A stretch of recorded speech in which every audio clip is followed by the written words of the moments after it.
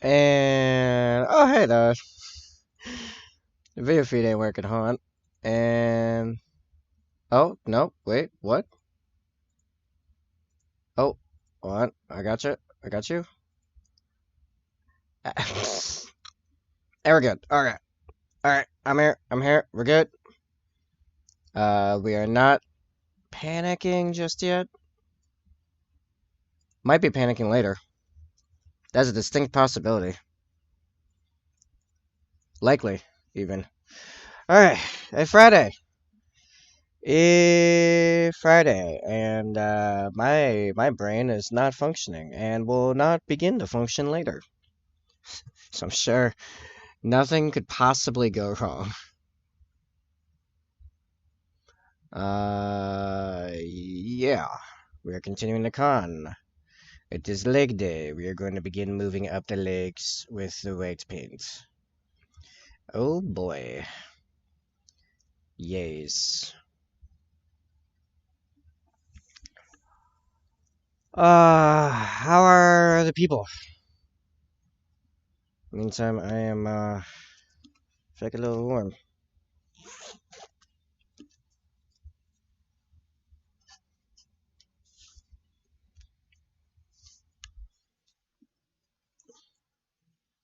Okay.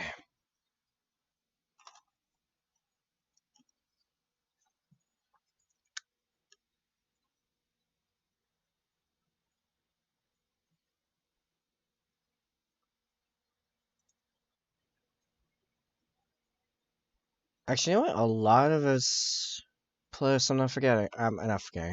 Brad's house. I forget my name. I'm not caring for. Let's grab.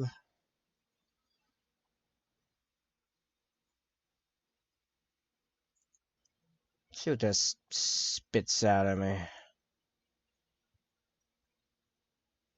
Sure, this works. Why not? To the painting.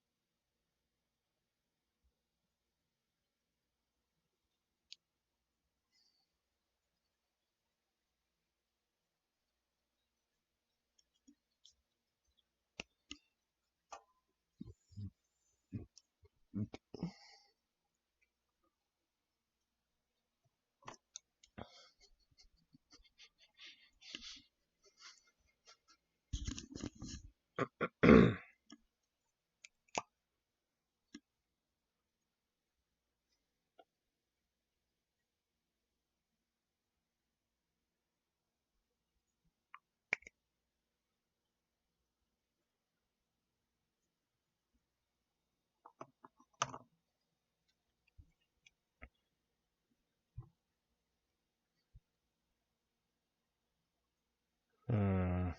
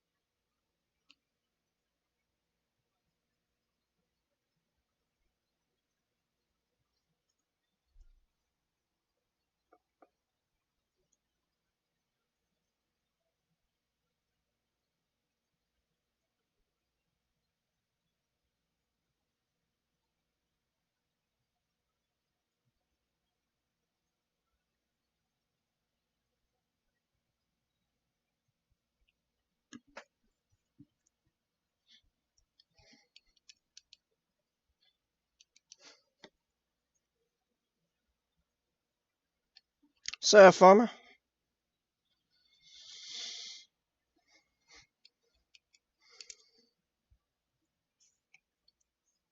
how are you doing, man? How's the weather in the Czech? As if I check here, it cold. It's 15 Fahrenheit here right now and falling. Screwed? Nice, nice.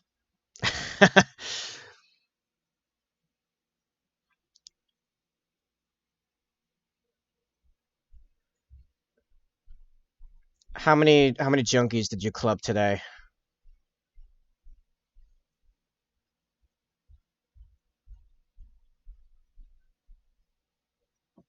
Let's see. Lights hitting. Oh, camera wise. So it snows, rains. Then it is negative 15°C. Sounds like what it's supposed to be tonight.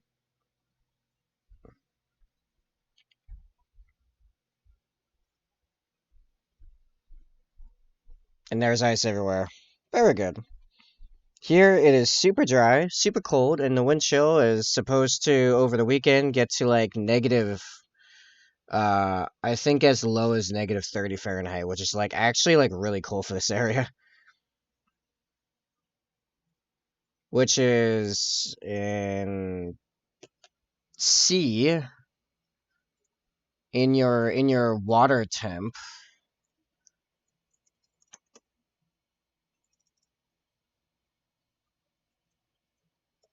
Negative 34.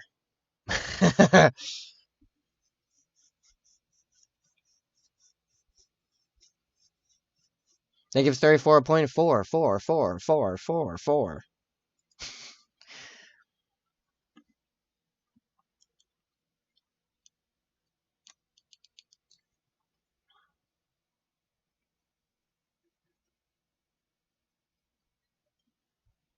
That is cold. It is cold.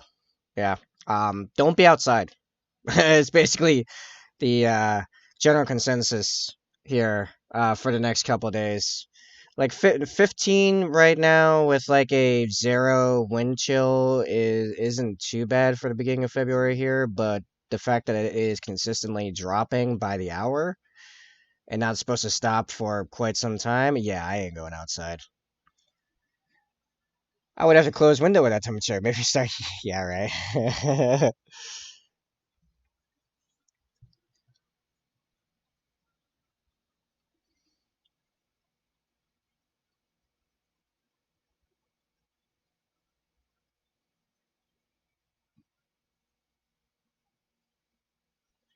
So I take it you have not beaten many junkies, as by now they've mostly turned into ice statues before you got to them?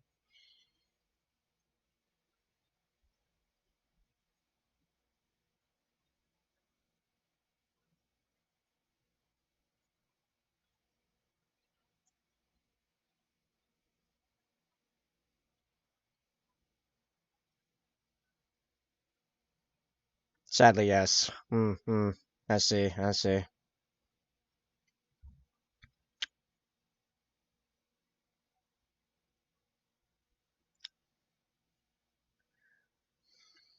As for me, I, I, I am very tired. Uh, Last night went weird, and it only kept going weird. Nothing went according to plan, except the business call earlier. That went actually pretty much according to plan. Everything else, I actually feel pretty peaceful today. Oh, that's good. I'm the because I survived painting. I hate painting. Oh, how? Okay, you hate painting, but you watch my stream painting. I confuse. I appreciate, but I confuse. Uh, I am that level of like tired where it's like very akin to being just a little tipsy. So, a little uninhibited, a little extra focused, you know. That's where I'm sitting right now. And I was like, am I still gonna stream? And I'm like, yes. Cause I gotta just get a full week in there. Like we gotta do it. We gotta stop playing around.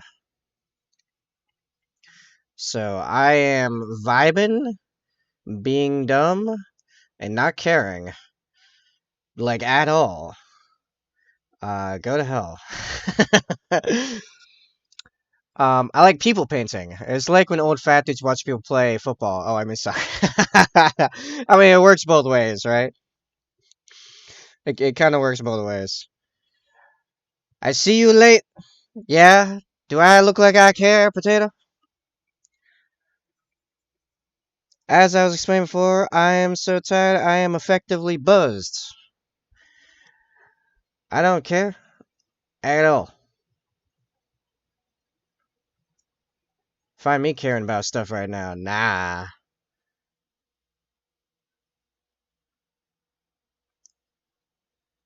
We are going to hyper focus paint and make bad jokes, and I'm going to call people out. I guess. So I finished streaming yesterday at 10ish, made food, ate, and watched the Adventures Adventures of Vox Machina. I still can't talk. This is only gonna get worse. The I was still like 11:30, and I'm like, all right, what am I gonna do now? Let's look at that web dev contract I just picked up, and then I just got sucked into it, and I went till 2 a.m., which is nice. So effectively, I made some money. Uh, and then I went to bed, and then slept very poorly, and then woke up to my bed deflating again. Checked the patch, wasn't bubbling, slow leak. So I ordered a new one, be here Sunday, and reinflated it. Tried, had to go deal with a bunch of food prep stuff because it's my day for dinner. And, so set up a crock pot thing, took care of the dishes, bunch of other obligations. Tried to go back to bed at like quarter of 11 or 11. Kinda sorta slept from like noon to 1 or 11:30 to 1. No, it was 11:30 to 12:30. Sorry, I woke up before my alarm that I set. Then did a business call, took care of more food obligations because this dinner I really just wanted to switch for Sunday. Whatever. Uh, and then Made breakfast at 2 p.m. Ate oh wait, no, that's right. Before the food prep was later. The final food prep was after I ate breakfast. So I ate breakfast, final food prep, set up, started streaming. That's been my day so far. I found out painting vehicles is better than painting infantry, as less effort per point. That's funny. I dare you to call me out. Um, well, first I gotta think about something. I mean, I'm sure I'll find something. We'll get there. But eventually I have to do more infantry, as my whole army can't just be light walkers. Price for lunch? Well, the dinner, which by the way, I'm gonna have to disappear for like 5 minutes at 5:30 to fill a pot of water and turn it on, and then I'll be back. Um, the family dinner is my lunch usually, because I usually eat breakfast sometime late morning, and then the dinner at 6, and then my dinner at like 10, 10:30, 11. That's my normal meal structure. So, but like all day, I've had that thing where it's like where you didn't sleep long, like you just started getting into deep sleep and then woke up type of deal. So, like, my eyes are perpetually aflame and are kind of trying to drag down, and my head's kind of fuzzed. And but the balance of it is just so that it feels like I'm buzzed, sort of kind of. I don't have the I feel great part of being buzzed, but I have the inhibition, which seemed like a good recipe to get on camera on the internet, where it will be recorded forever, and and just do it. Just do it. I mean, it can be, but I think that isn't really hard to counter because they died of both anti-infantry and anti-tank. Yeah, that's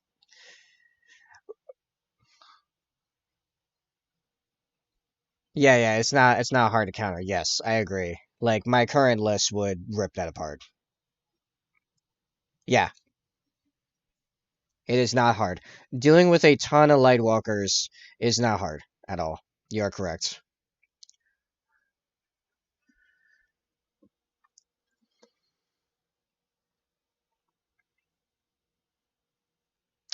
I'm feeling like actually I should not continue further up the leg with this color just yet and go back, and I should just do a segment by segment. I should just do like maybe I'll just do all of the foot. Make sure that looks good to me, and then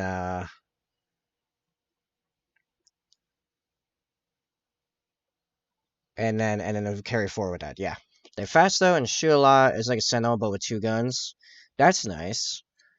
Um Yeah, they're good to have. You're right. You just can't do a whole army of them. You gotta get some infantry.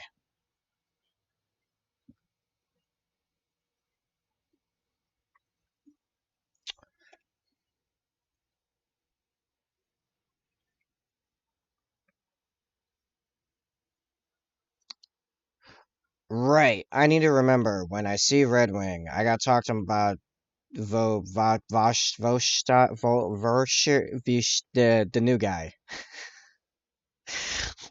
What is his name? It's so close to Votan. How dare they release a new awesome named character whose name is so close to Votan that completely screws me up. Uh, Vosh, Vosh, no, Votash. Good lord, what is his 40k? Uh, he's the Archifane, that guy. Vashtor. Vashtor the Archifane. I gotta talk to Red Wing about Vashtor. I need to remember that. Okay. Alright. Anyway. Biz, biz, biz, biz. Lively, slippery, net, dogfish. What? What is that URL? I'll check that out later. I don't feel like messing with all of the audio settings right now to play that properly. It probably me ranting about how I feel buzzed off of fatigue, off of lack of sleep. Pretty good. I accept. I'll take it. That was the wrong paint. That's not the paint I want. I want the next shade of white.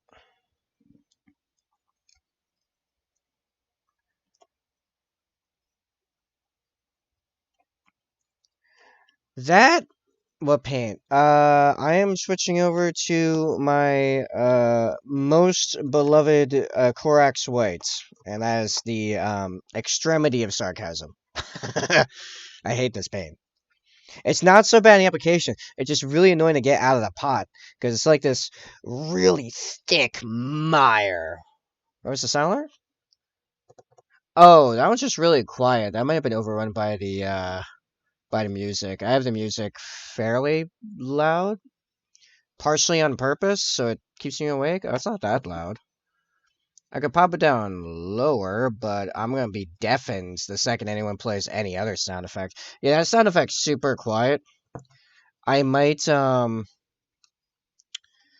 might get a different sound effect for that in the future. I kind of have an idea, actually. I have an idea.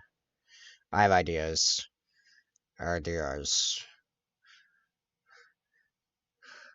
What, you want me to actually work? No, I didn't hear that one either. I should have heard that one. Oh, that's weird. Sound alerts might be down. Do one of the commands that are sound. Yeah, yeah, that's a loud one, and I didn't hear it. Do you like, uh, what are the ones that do sounds? I don't remember now. Pop-up commands? I don't remember my commands right now. Man, I am tired. Okay, yep. So, mix it up so works. It sounds like sound alerts is down for some reason, which happens on occasion, as you probably know. I heard that one barely? Oh, that was quite loud in my end. Alright, let me adjust some stuff, I guess.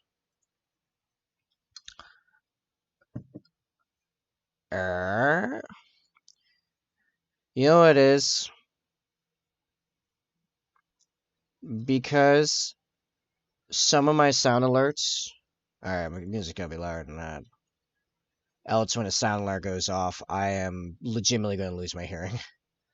But YouTube Music's volume is so picky. Okay.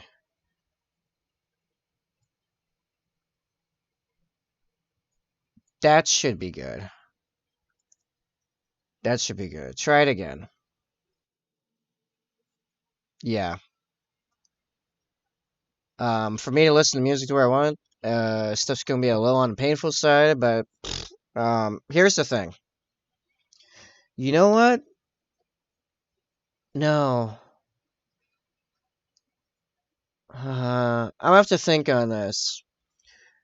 It would take me some technical gymnastics to separate the music and the sound alerts. But it's just everything coming through my desktop audio output. And I will intend to keep it that way because some of my sound alerts actually trigger copyright grabs, which is quite frustrating. Like my sub alert.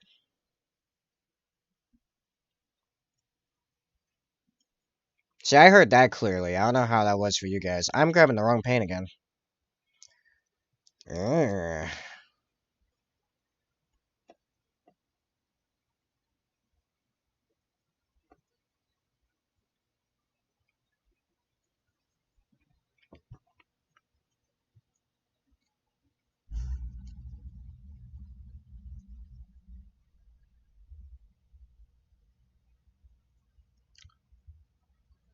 Well, that one doesn't have a sound bite, so that's just text. I went too far in my initial.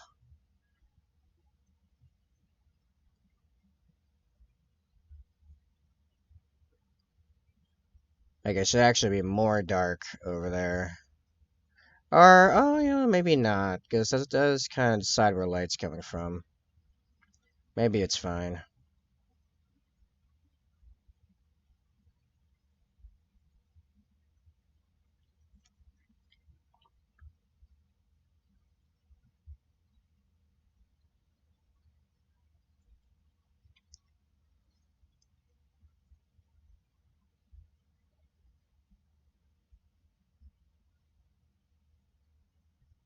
So yeah, I guess just sound alerts is down,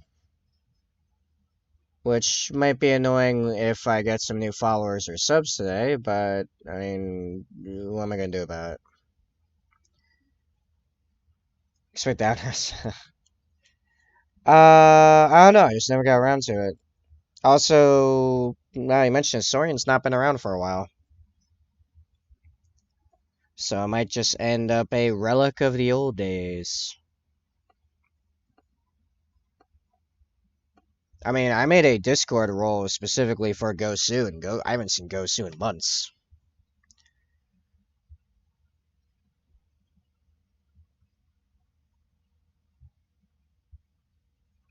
He hasn't been on Twitch. He hasn't been on Discord. He just disappeared. I'm just a relic. Well, no, you're here, so you're of the present.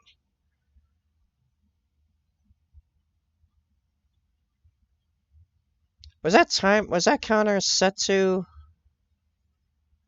reset? I don't know. I don't remember. Hmm.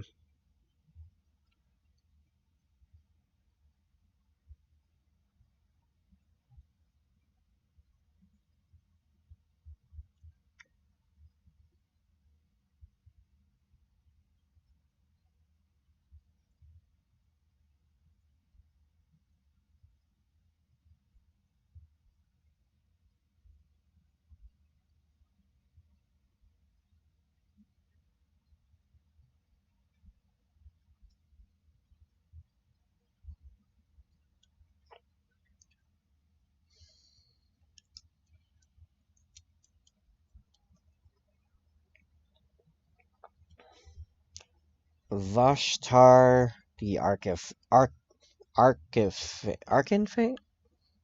And that guy's name just throws me for a loop. Really cool character though.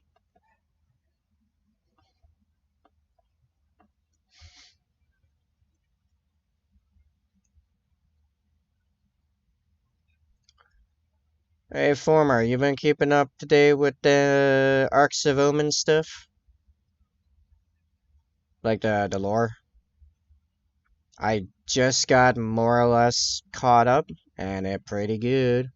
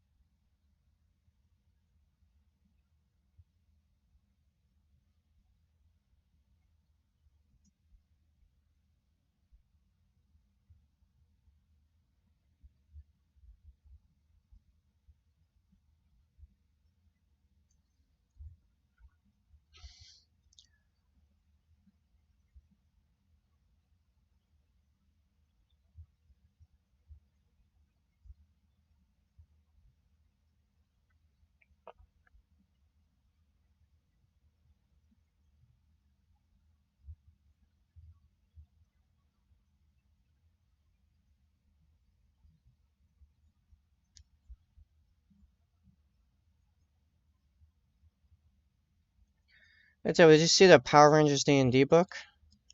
No. It doesn't surprise me if there is one, nor that I didn't see it, as I don't really follow Power Rangers, like, at all. Was not in my, show repertoire as a kid. Even as a little kid, I thought it was a little campy. A little campy for my taste.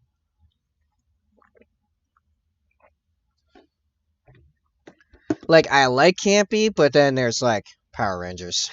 It's like, that's a little much, man. A little much. Actually, yeah, it kind of plays in this whole conversation that happened yesterday about anime. And anime that, like, why I don't like a lot of anime. And a lot of it just comes down to I like stuff with some grounding in logic, at least a little bit of grounding in logic. Doesn't need perfect grounding or even complete grounding, but like I don't want to work for my suspension of disbelief to remain.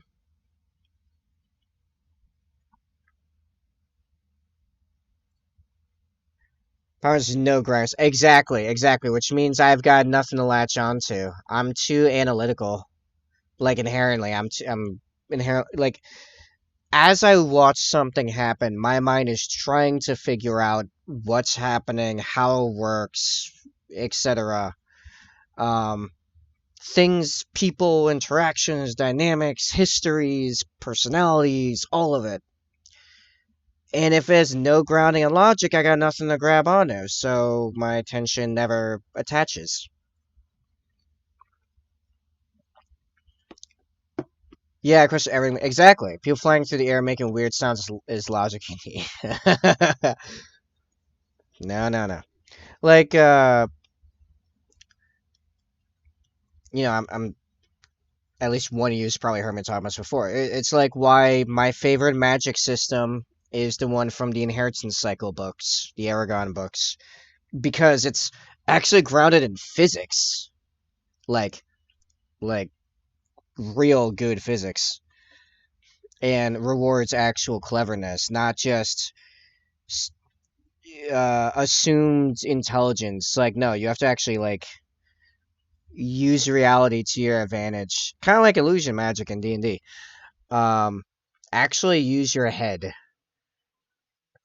to do magic well, or even at all for that matter, because you if you mess up magic once, you die. You just flat drop. The magic kills you. It sucks all the caloric energy from your body because you try to do a spell that used too much caloric energy, and you passively, automatically, until you learn how to do otherwise, draw that caloric energy from your body. So if you draw too much, you drop dead because you got no energy. Your body stops. Hard. It's a very hard magic system, and I love it because of that.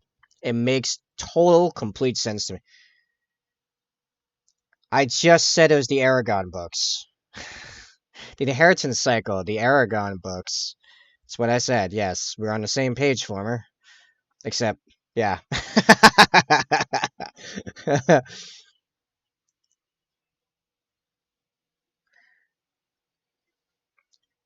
I said, like, I said like illusion magic from D&D. I said it rewards actual cleverness, not assumed intelligence. You get rewarded for using your head like illusion magic from D&D. Yeah, the inheritance cycle. If you actually look up like the Aragon books, they're called the inheritance cycle.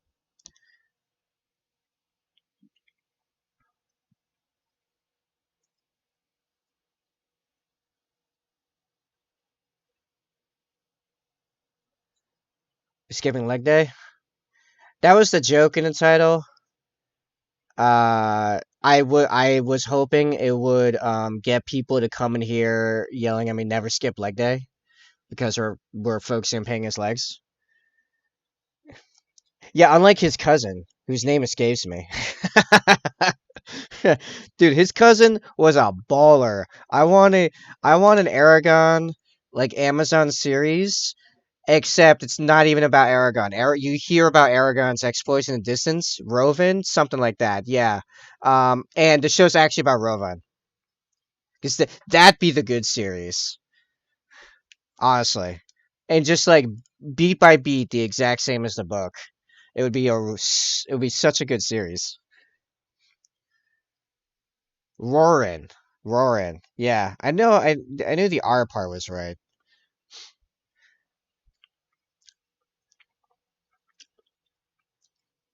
Yeah, imagine if Aragon was actually assertive, like an assertive, disagreeable person. Disagreeable in like the psychological sense. Um, man, he would have done work. Oh, I'm gonna stop and really think really hard about this ethical conundrum about using the energy of plants. They are plants, my dude. I read second book before first, and it was about Warren's Defense of Time. Is such a yeah, exactly. I read them in order. As a kid, like I read them as they came out. Actually, like my whole family was a huge fan of them. well, the section of my family that actually likes fantasy and stuff. Um, we at one point between a lot of us, we owned the entire series in hardcover. I don't remember how many of those we still have, but yeah. I was talking was and cried because our friend didn't want to date it. Yeah, right, right. Yo, it's real. It's real. If that was the case, you would dominate that magic. Oh yeah. Oh yeah. Oh yeah. Would have been a completely different book. Also, it wouldn't have been four books. It would have been like one long book. It would have been like one. Uh, what was the third book? Like in not Inheritance. Anyway, it would have been like one book, the length of the third book. Yeah. To be fair, midway through, Aragon was struggling with the cursed wound from the vampire dude. That was pretty brutal.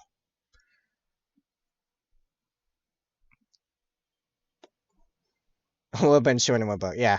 Roran with the ability magic coming to King saying choke in the book. Oh yeah, if Roran learned magic, um, and became a dragon rider, dude, Roran with a dragon is a scary image. Yeah, well, it makes sense because if you remember from the deep lore, they were of the bloodline of kings. Their whole family. So it's of little surprise that Roran would have just stepped up and went ham.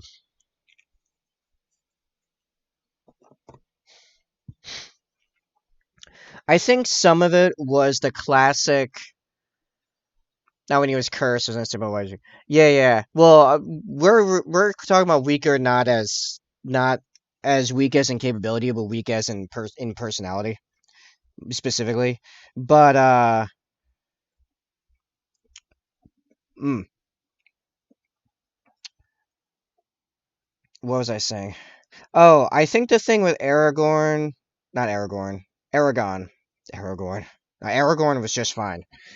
Aragon. I think the thing with Aragon was a little bit of the writer trying to hold to stereotypical hero morality when in reality that it's not that moral. It actually usually causes more problems because you're a lot of reasons really.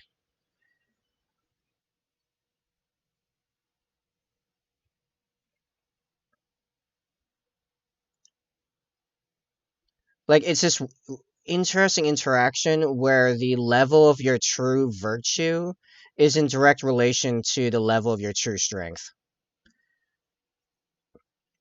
because there's no virtue in being helpless. No, like Aragorn from Lord of the Rings. Which also I think Roran was a much better character. He made really hard decisions, did some bad stuff, but in a greater whole, he did amazingly because he was like, okay, we have a problem. Here's what I'm going to do about it. I'm not going to think about it. I'm just going to save people. I would totally turn evil as seconds after getting magic superpowers. Ah, no. I know I wouldn't, and the reason is honestly from playing D&D because my characters in D&D, even when I try not to, end up being stupidly like powerful and capable. And like the more power I get, the more I'm like, how do we save more people and beat the crap out of more evil? It's all I think about. If I were Jerry Boom Ancient Sith Lord, I'd be instant Gray Jedi. You know what I think it is because I've thought through all of these like I've done like a lot of ethical deep diving. So like I have the logical framework as to why I make these decisions for the betterment of people and become better and all that. And I think it does kind of reflect a bit in real life too. Like today I had terrible sleep and super tired. Like I explained all that, and what kept pushing me to get up and do stuff was just the fact I had obligations. If I had, like knowing I have obligations, it's like, all right, those are getting done. I have a responsibility. It's happening.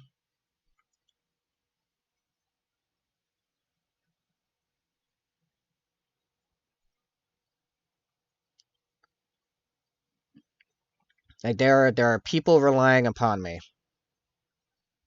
Actions being taken. Oh, it hurts? Not a concern.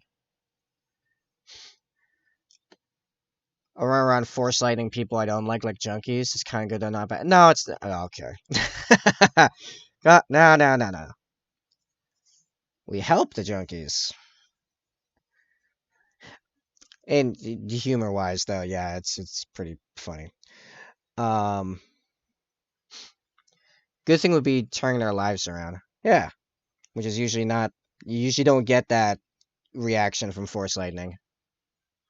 Like Obi-Wan did. Yeah, right. I'm gonna go home and rethink my life. Yeah, yeah. That's the good play. Power.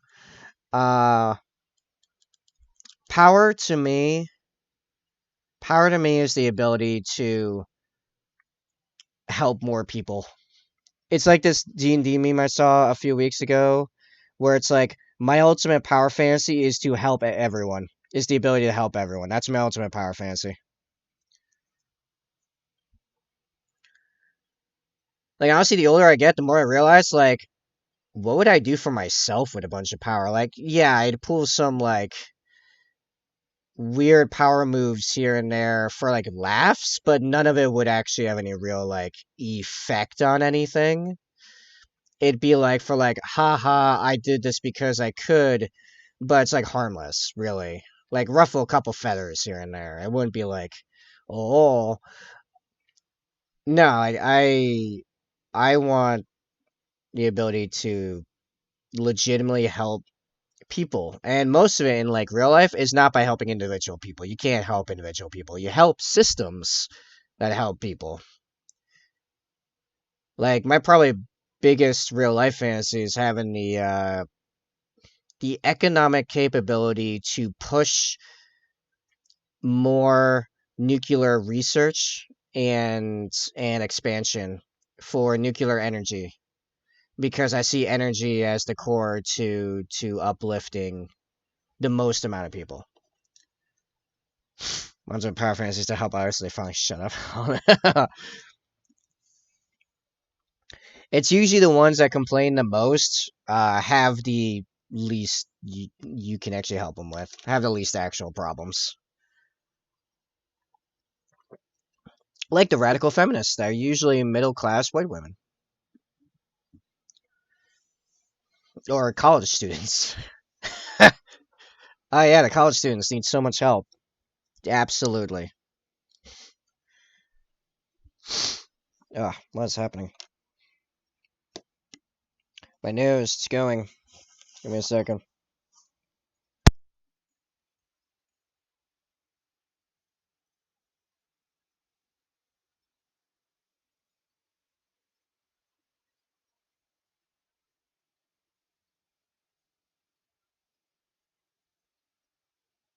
Here's my problem with charities. Most of them are crap. Most of them are complete scams. Or they're trying to do the thing, but in really like kind of ridiculous ways. Um, Cancer in particular is a hard one and kind of a bit of a misnomer because when you really look into it, cancer's like every single type of cancer is a completely different problems. There's no like curing cancer. It's like find ways of reversing specific problems that turn into specific kinds of cancer, right? And yeah, it's going so many different directions. So any of these charities say we're trying to help cure cancer, I'm immediately skeptical about because they didn't specify which cancer. What cancer you trying to cure? Because they're all freaking completely different and are caused by different things and do different things to your body. Throat cancer and pancreatic cancer, very different things. Unless it's one thing that's spread from one thing to the other. But like the thing that starts it is the problem. And then you have like leukemia, for example. That's if I'm not mistaken. I believe is leukemia. It's a type of cancer, right? Like all these different things. So like cancer's a weird one. There's also weird because like I'm not convinced that the pharmaceutical industry would actually allow us to get a cure anytime soon because it's too much money for them. I can help them to shut up by forcing their mouths closed forever. I can see myself being like calmer but less brutal. Like, don't screw up and I'll leave you alone. Well, that basically was Conrad.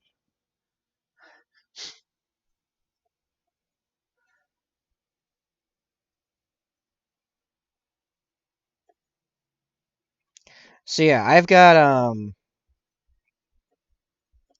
unless said cancer charity has a lot of research explaining exactly what they're doing and how they're doing it, and especially how the money's being used, I am generally skeptical of cancer charities.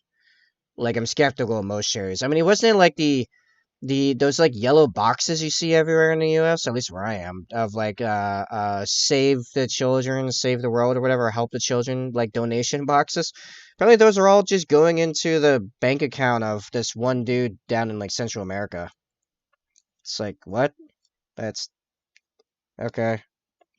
Like I have one at, not at the end of my road, but at the end of like the two short roads that connects my road to the main road, like right there is one of those donation boxes.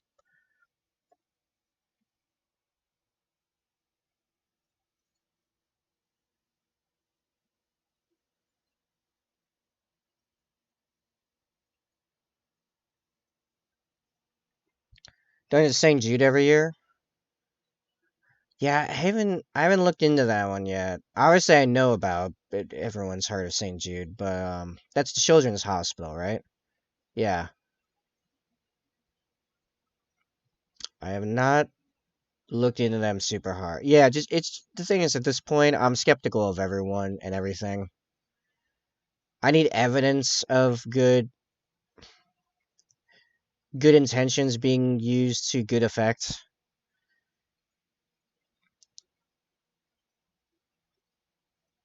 Because it's just too many scams out there.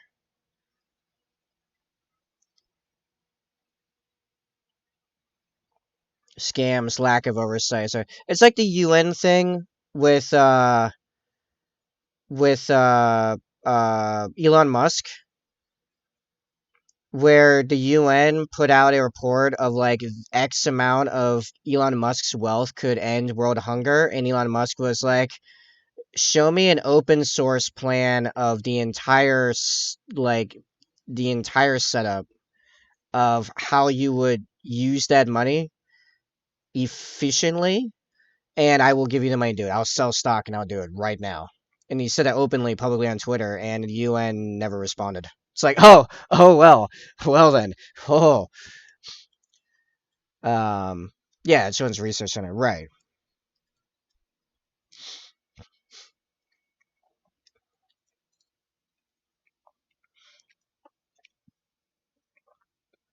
You know what I'd be looking forward for with St. Jude because they've been around for a long time and they do have like research on their stuff. What their success rate has been. What have they what have they successfully accomplished with all that money?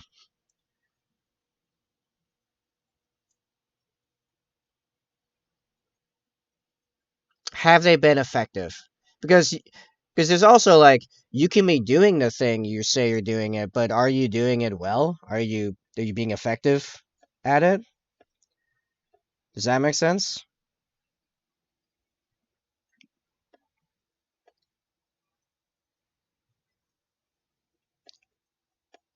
Man, Korak's Way and Matt White's like really hard to blend. Not gonna lie, takes a lot of white to get it.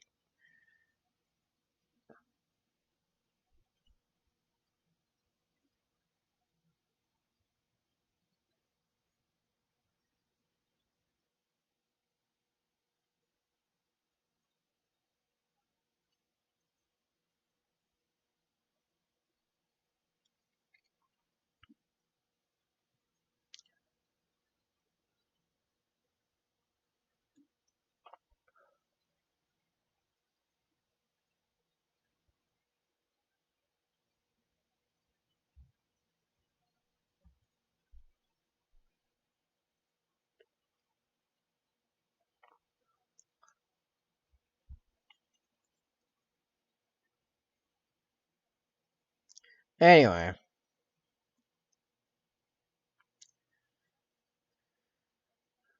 so yeah, my ultimate power fantasy is pushing nuclear research, and I have a couple other like side things I'd like to push as well that I believe would help people a lot. Uh, Technology for urban agriculture being one of them. You know, like those like the food towers, the agricultural skyscrapers, vertical farms. I think that's what they were called.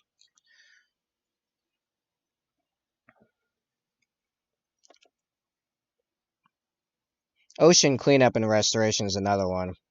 Like we're doing pretty good on forests at this point, but the ocean is still like in a pretty rough shape. Not that I think we're anywhere close to a climate a climate, what do you call it, like emergency or anything, but the ocean's a little rough.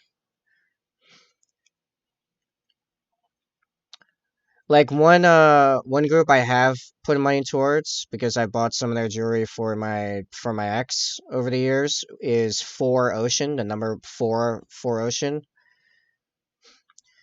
And it's like every dollar you you spend buying from them, it is directly transferred to removing a pound of plastic and garbage from the ocean. And they're very open with all of their like paperwork and all that stuff. So I like 4 Ocean. I still get their newsletter. Not that I read it very often, but you know, nice to see that they're still rolling.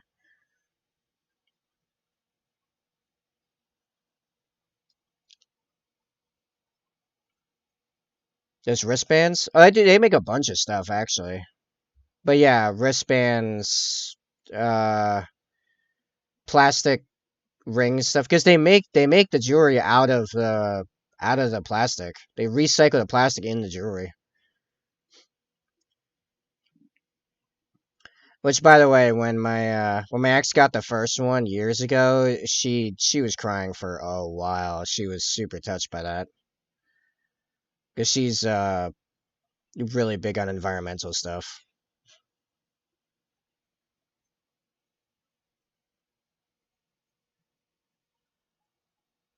Yeah,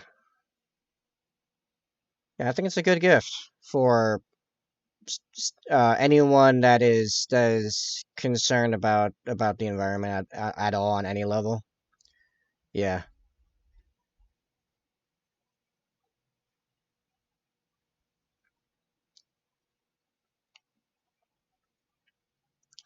you know what? One of the other reasons I think I like Four Ocean is that I don't know if they're technically a non-profit. I think they actually are a for-profit, and that makes me like them better because that means what they're doing is self-perpetuating and upscaling on their own, like on their own steam. Like they're not reliant on looking as good as possible so they can get donations. Just what they do, which is already a good thing, fuels itself. You know what I mean? Like I think you can send them donations, but the vast bulk of their money is from the purchases. It's capitalism at its best.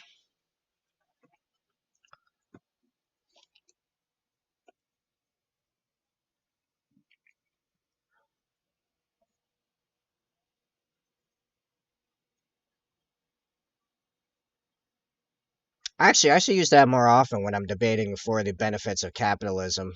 Honestly, now that I think about that, I get into a lot of Discord debates. Oh, honestly, I'm actually a moderator for a couple Discord political servers, and I do find myself arguing for the benefits of free market capitalism like a lot. Hmm. Have I started making the potato think?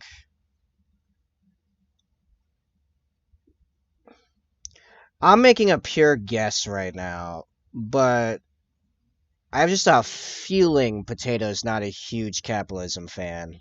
I don't know why I think that, but that has jumped into my mind. Could be entirely wrong. I'm just saying it it popped. It was a thought that popped.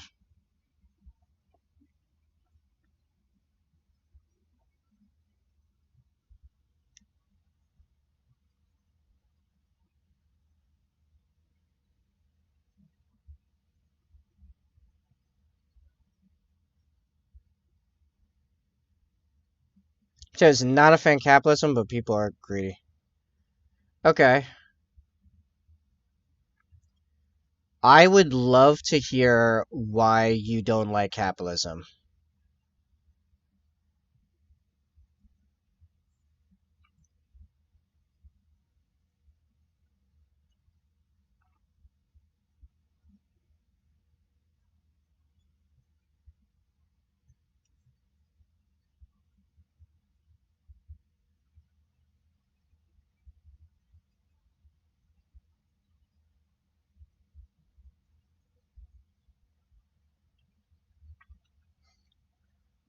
I believe in giving back to people. Capitalism is most just greed. Nope. That's actually a fallacy.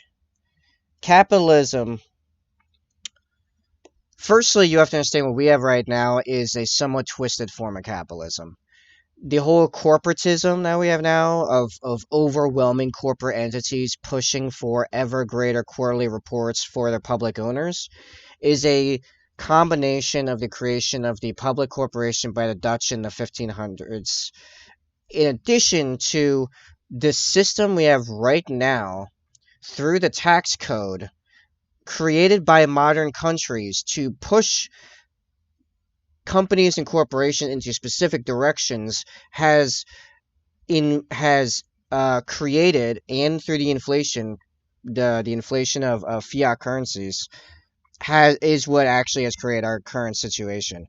It's not pure capitalism. You go back to uh, like say in the U.S. pre 1972, and capitalism was very different, because the tax code is specifically designed to engender going the corporate route because you get massive tax breaks and using a very high credit, high risk, aggressive strategy for growth, because inflation means that if you are buying assets on debt, you are winning on like four different levels over time. The value of the asset is going to grow larger in number. The value of your debt goes lower. The return of the assets productions are going higher, and the um uh and that's just on top of just the current the fact that all your competition that's lower than you is going lower because their money is becoming less valuable while you're just getting more assets. And that's based off creds, based off using debt. I don't think we have in today's society. Right, which is what I'm saying. We don't have capitalism today. I don't like pure capitalism, need for balance and control of market and state. That's where I disagree. It's because of state interventionism that state market interventionism right now is why we have this problem. It's because we changed the tax. Okay, 1950s. No, way before that. I can go way for 1910s. Our U.S. tax code was about this much paper. I'm not joking. Because even today in the U.S. tax code, there's like 3 paragraphs about how to pay your taxes. You can now almost fill a room with the tax code of the U.S. today.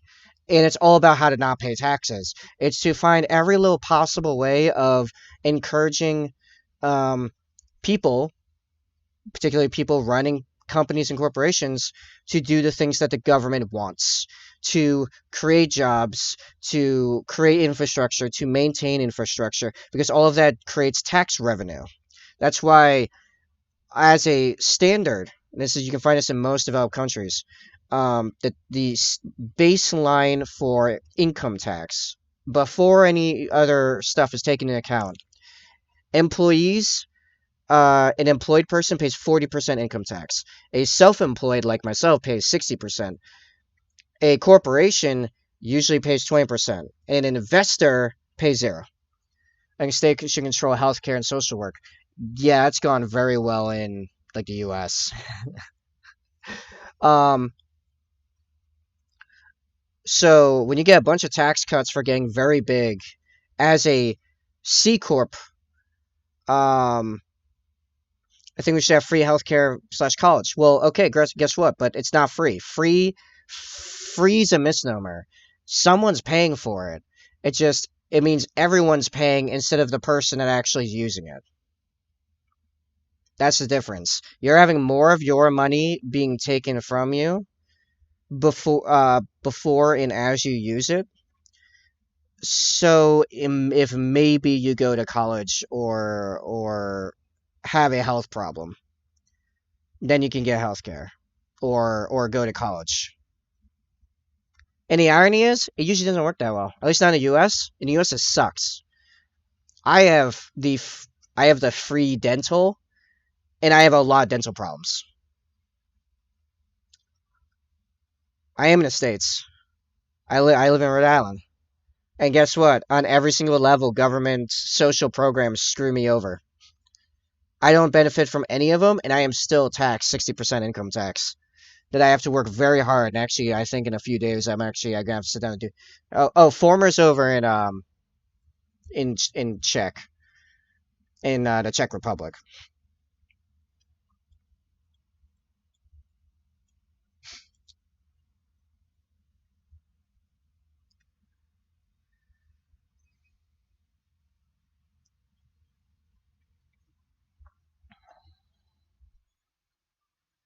So, like my state has a food stamps program.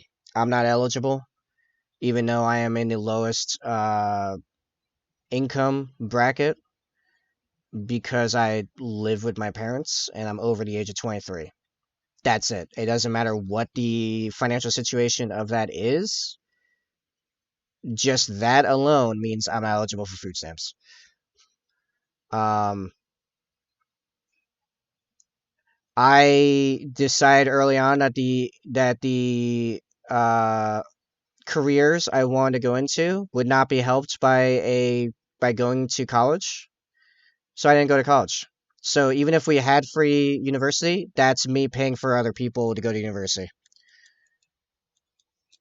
Oh no, I have Medicare. I have Medicare. In theory, there are some things I can go to get healthcare for. But guess what? One of them's dental.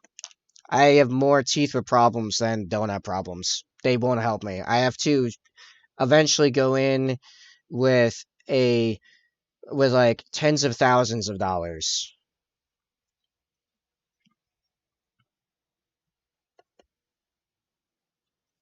I wouldn't say every other place on the planet. I'm pretty sure Africa has plenty of places where they do not have free public health care, or South America, or Central America. Really, the third world. It's more like most of the first world and second world, some of the second world, has free health care, but they also have very high taxes in a lot of them. Now, some of them are fine with that. Like I know in Scandinavia, they have extremely high taxes, but they seem to be okay with that. I wouldn't be okay with that. I prefer to have control over my own money and put my money towards stuff that I deem worthwhile, which is why I don't think the government should be involved. If it was 100% privatized, here's what actually happens in pure capitalism, right? Because, and this is as someone that's started and run multiple businesses, okay? I've been in business for years and years and years. Okay? Here's what actually happens in the business world. You have to provide a service people want to buy and service that people want to get, like good service at prices they're willing to pay for and then make a profit off that, or you're going out of business. If you have a way of getting out of that scenario, then it means the system's been corrupted and now everyone's going to suffer for it. Okay, you have to maintain good marketing with a good reputation with a product or service people want to take part in and are willing to pay the price you're willing to take for, or you go out of business. It's that simple. That's pure capitalism. You have to do right by the people, or they're going to go then to your competitor that is doing a better job. The 23% income tax. Okay, do you have a bunch of other taxes besides that? They say people are greedy, they say. They're not greedy. The system is built to ensure they have to be like that. It's not that people are greedy. Corporations are required by the complete disconnect of their public shareholders only seeing progress and profit reports and the increase of their stock price. Else, okay, so you're on a board of a corporation. People are not greedy. I actually don't think that's true. I think in reality people are not greedy. I think human basic nature leans towards actual generosity. Um, that's the baseline. What happens is corporations get stuck in this loop, okay? Your corporation, most of your value allowing you to consistently push growth, to continually push advancements is from your stockholders. If you lose your stockholders, you will go under because as a corporation, you didn't have to build the profit structure to run off your own steam. You need the shareholders. The shareholders only see the price of the stock price going up, which means you have to show profit growth quarter after quarter without stop, else the stock price goes down. If stock price goes down, all the shareholders, or solid chunk of them, are then going to see your competitor whose stock price is doing better. Sell the stock, drive the price lower, and buy your competitor stock, which goes higher now. Right? It's a quadruple whammy. Basically, you have lost money off of them selling their stock, and you've lost money on the stock getting lower, and you've lost competitive capability because your competitor just got your shareholders, and your competitor's shareholders now drove the price up for further market competitive loss, right? That's why corporations have to push to unethical levels every possible capability of pushing profit, growth, endlessly, never ending. Doesn't matter, because if they don't, they die. That's it. That's how the system works. And it's built that way because of the combination of the government highly incentivizing C corps because of the massive tax benefits, which makes you a publicly traded company.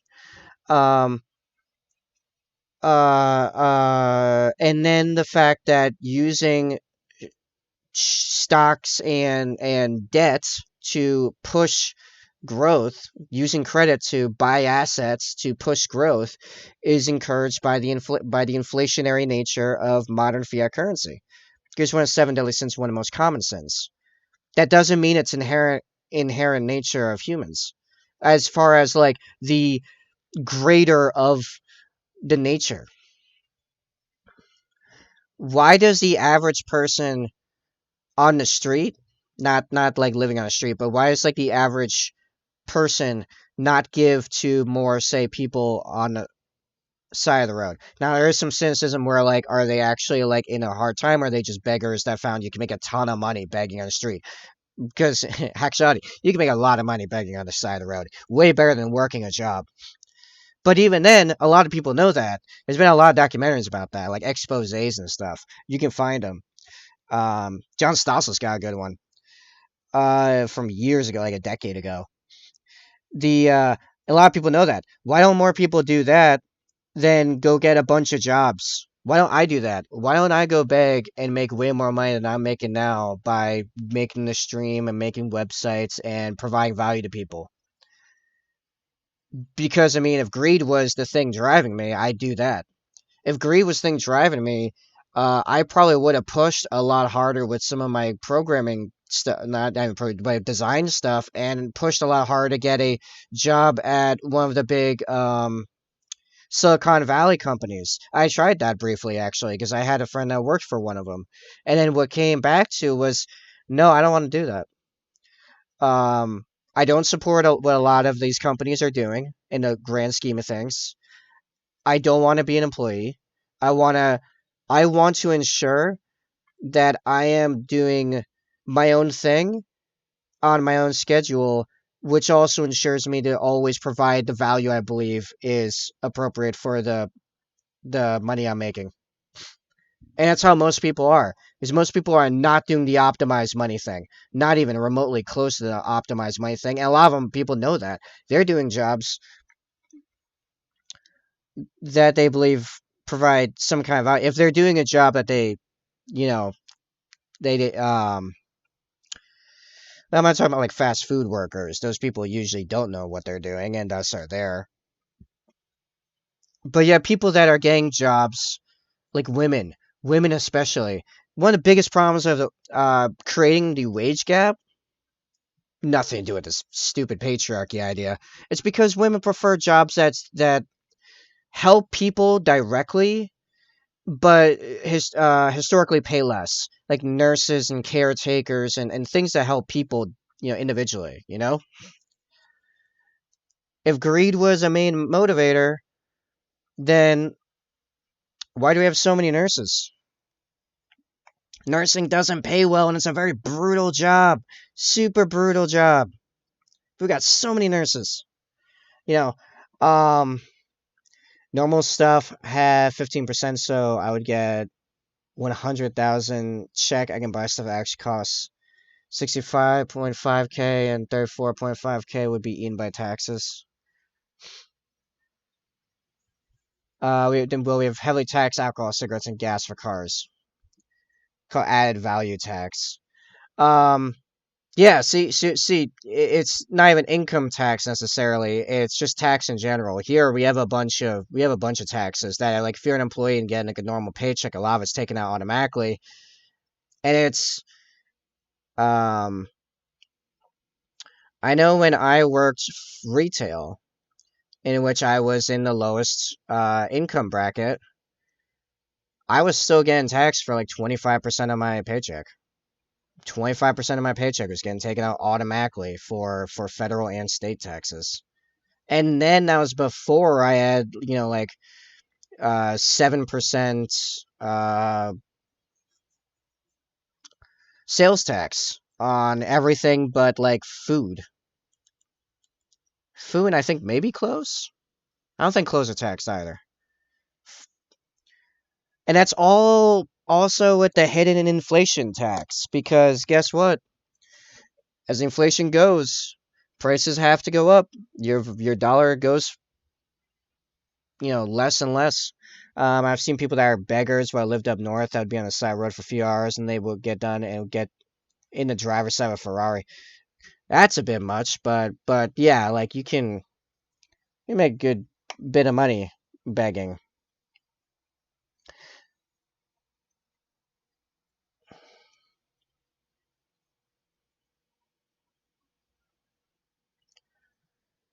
Here's the other thing. Capitalism, like all other systems, creates inequality. But it's the only system I've seen, and this is a quote, but also this is also from my own experience. It's the only system I've seen that also creates wealth.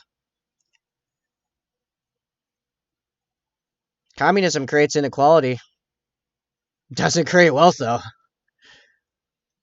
All systems will inevitably create inequality. Inequality is baked into the system of life. So that's not a actual point as far as I'm concerned. And inequality, I think, is actually a good thing. In reality, I think it is a good thing. It allows people to be able to make value judgments on stuff pushes people that are good at things higher up the competency hierarchy, and thus further allowing society to get the most out of the most competent people. It's like it's baked in most because of what's called the Pareto principle, also known as like the 20/80 rule and stuff like that. Pareto principle is effectively no matter what task you're referring to, from writing science papers to landing basketballs and hoops, and no matter how many people you have doing it, the square root of the people you have doing that task is outputting 50% of the productivity. So you're gonna have inequality no matter what. The difference is capitalism actually allows people to find the hierarchies they do well in and then create wealth for themselves, because we can always create more hierarchies. We can make so many hierarchies. We have so many hierarchies. I've seen one beggar's bank account of 1.5 million explain to me it was just one of his accounts. What? Scary people. Okay, Thanos. No, if you have three people, you will have three humans, you will have dozens of hierarchies, and you'll all be at different spots in those hierarchies. There will still be inequality. It's because just all of us are different. In fact, all of us are different means that we will always have different outcomes. You will never get quality of outcome. What you can do is equality of opportunity, which is what free market capitalism. Thanos was wrong, right? Thanos was dumb. Because guess what? Population is always going to go up. So as soon as you get rid of a half, it's only a matter of time to back to the same number. Oh, how so? What? Sorry, I just jumped between a bunch of different things. People repopulate Earth in like 50 years? Yeah, exactly. Same with the rest of the galaxy. Yeah, Thanos was dumb in that regard. Maybe less. Yeah. Yeah, no, we gotta get rid of half the people so the other half don't run out of resources. What are you talking about? Also, I have this in the Discord, in our Discord already. If you go down to in the hobby health, in the inspiration motivation channel, there's two videos. Actually, watch the reason to be optimistic about the future too. But main ones, the overpopulation really a problem. One that says that on the thumbnail. The other one says improving the world on the thumbnail. Both of those, like, incredible videos.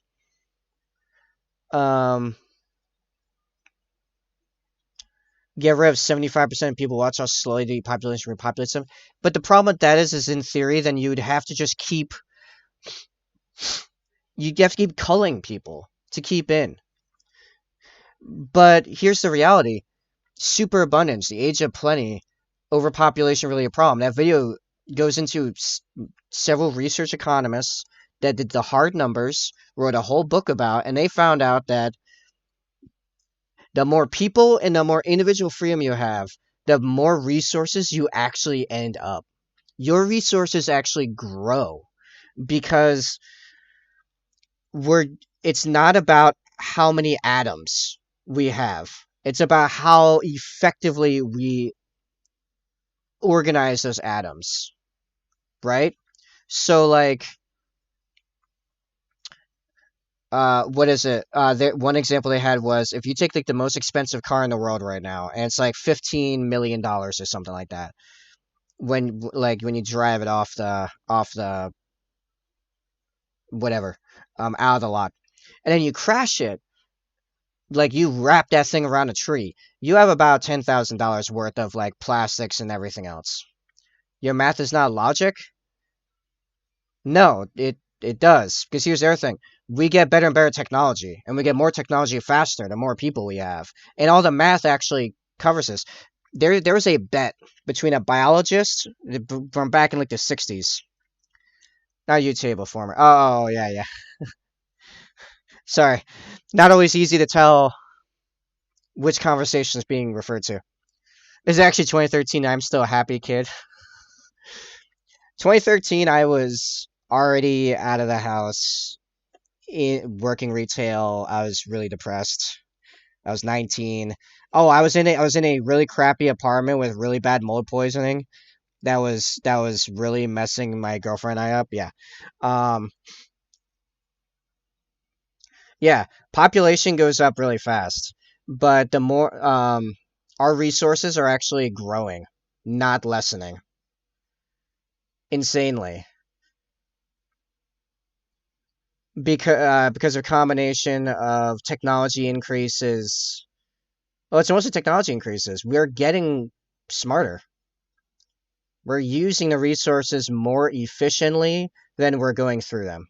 By and large, there are a couple exceptions to this rule, but it's not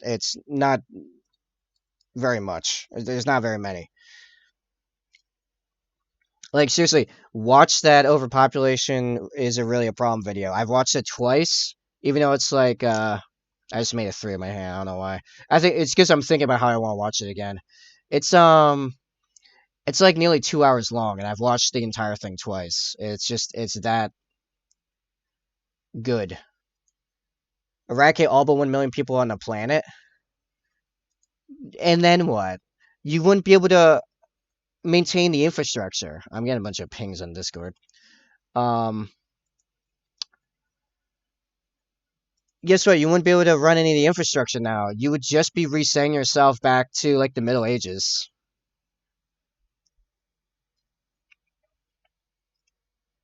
It would also mess up genetic diversity. Yeah, that's also a thing. Which, right?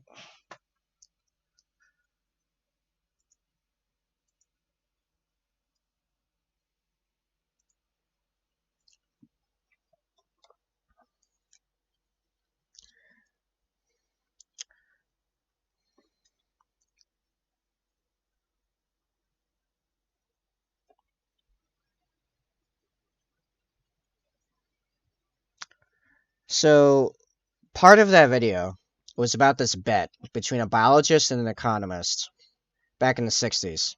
The biologist was one of the heads of the people that were beginning the movement of believing that overpopulation and climate change were going to annihilate the biosphere, right? Um, so an economist came to him and was like, "Let's put a bet. This amount of money, this amount of money after this many years, and you pick five commodities. The biologists have the biologists pick five commodities, and they'll check their price in like 10 years, 15 years, something like that, or maybe it's longer than that. I think it was actually a good number of years longer than that. Anyway, the point is, because if the price goes up, it says without fail that that resources become rarer. So they do it. Guess what happened? All the prices went down by a lot, meaning they were more abundant, easier to get a hold of. Um, the average person could afford that commodity for less hours of effort, for less hours of time. And it was a huge deal in the scientific and economic communities, but it never really hit the pop culture. So like I had never heard of this before I watched that video. I looked it up later and it was fascinating. So these two economists in that video, starting to get a little chilly, um, they expanded on that. They took I think it was like 47 or something like that, 37. It was 37 commodities of all different kinds. And they went back as far as they could. They could get back reliably to um, 1980 on a lot of them, and they could go back to the 1800s on some of them, and some of them even a little bit further than that. And they calculated the amount of hours the average person would have to work to buy that commodity, and then they calculated like how all our resources doing. Oh man, it was amazing. It was amazing. 1850 pound of sugar, right? A pound bag of sugar, For how much in 1850? How much uh for the same amount of work it took to buy a pound of sugar in 1850? Guess how many pounds of sugar you could buy now? Like, just throw numbers in chat. How many pounds of sugar do you think you could buy now for the same amount of work as it took to afford a pound of sugar in 1850? Where we have like billions and billions and billions of more people.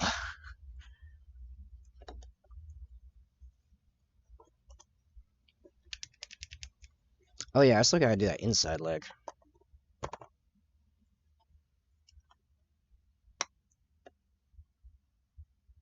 I'm like actually gonna wait till I see some numbers in chat before giving the answer. So,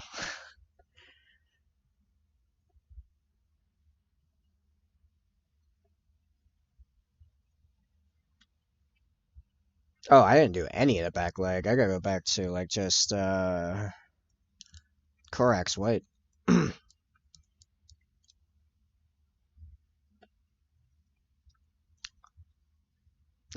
Okay, you guys are just gonna troll me.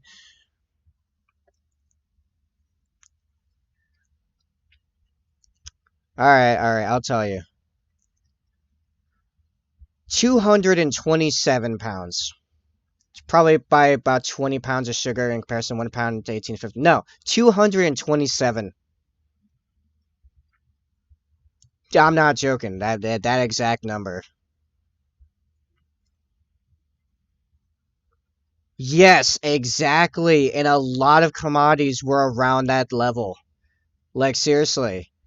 Like it is to 1 pound of sugar. Yeah.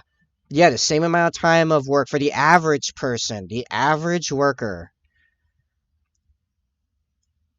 for to buy 1 pound of sugar in 1850 will now buy you 227 pounds of sugar.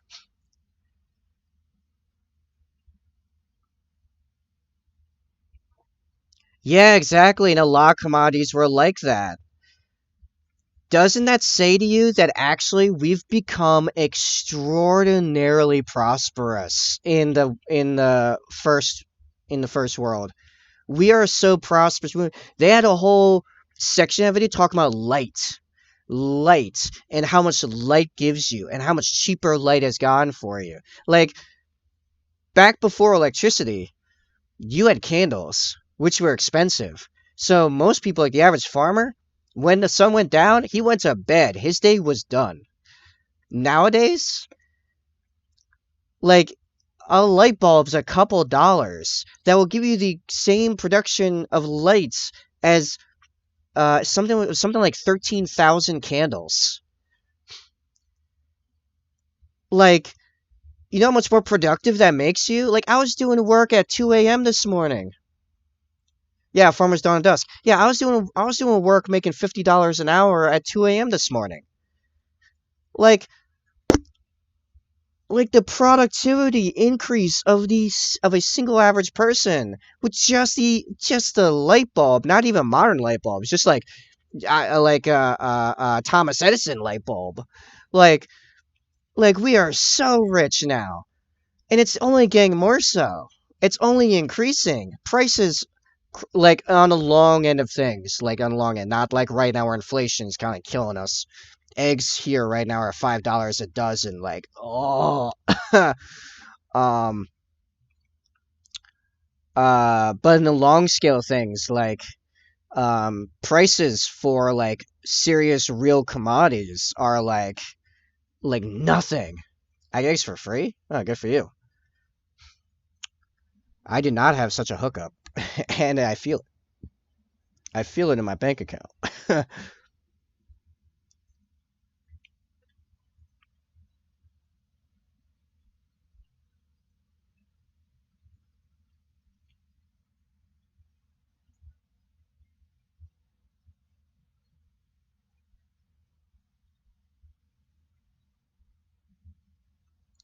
Yeah, that super buns menu is so good, man. Like, it will have you looking at the planet completely differently. Like, you'd be like, oh, you know what? We got it pretty good. I'm feeling pretty good. Your mom raised chickens. That's cool.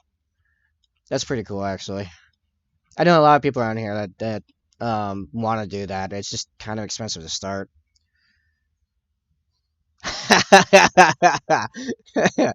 Yeah. Yeah, and they also did a research through a bunch of countries and about their prosperity levels rising. See, it's a daily a dozen chickens.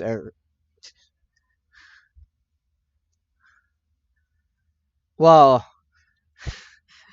sure, you were born, but did she raise you? What's the question? Or I like the implication.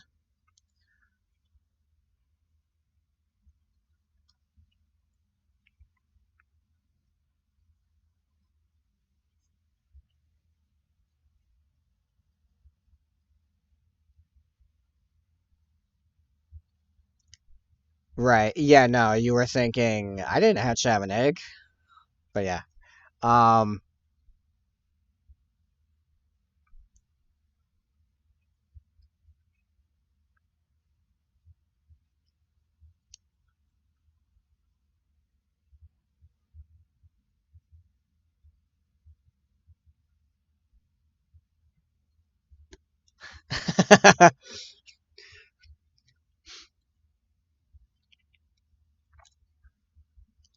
oh yeah, so anyway, so they did a look at countries and their growth into prosperity, and I found that the biggest two factors were a combination of population increase and individual freedoms,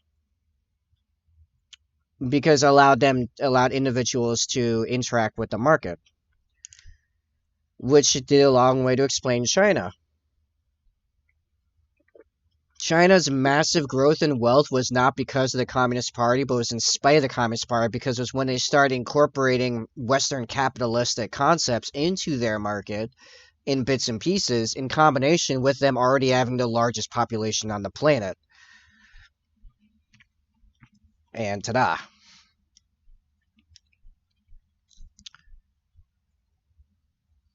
China, when it was purely communist, was still a very well populated crap hole.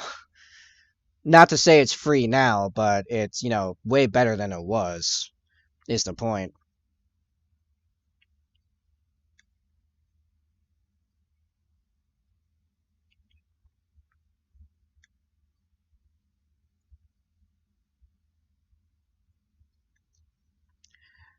Also, I feel like if one has played strategy games, like the old expansion type strategy games, like Age of Empires and stuff, or Stronghold, uh, or yeah, any of those, like the Empire Builder strategy games, you probably already know this. Like, the higher your population gets, the more you can do.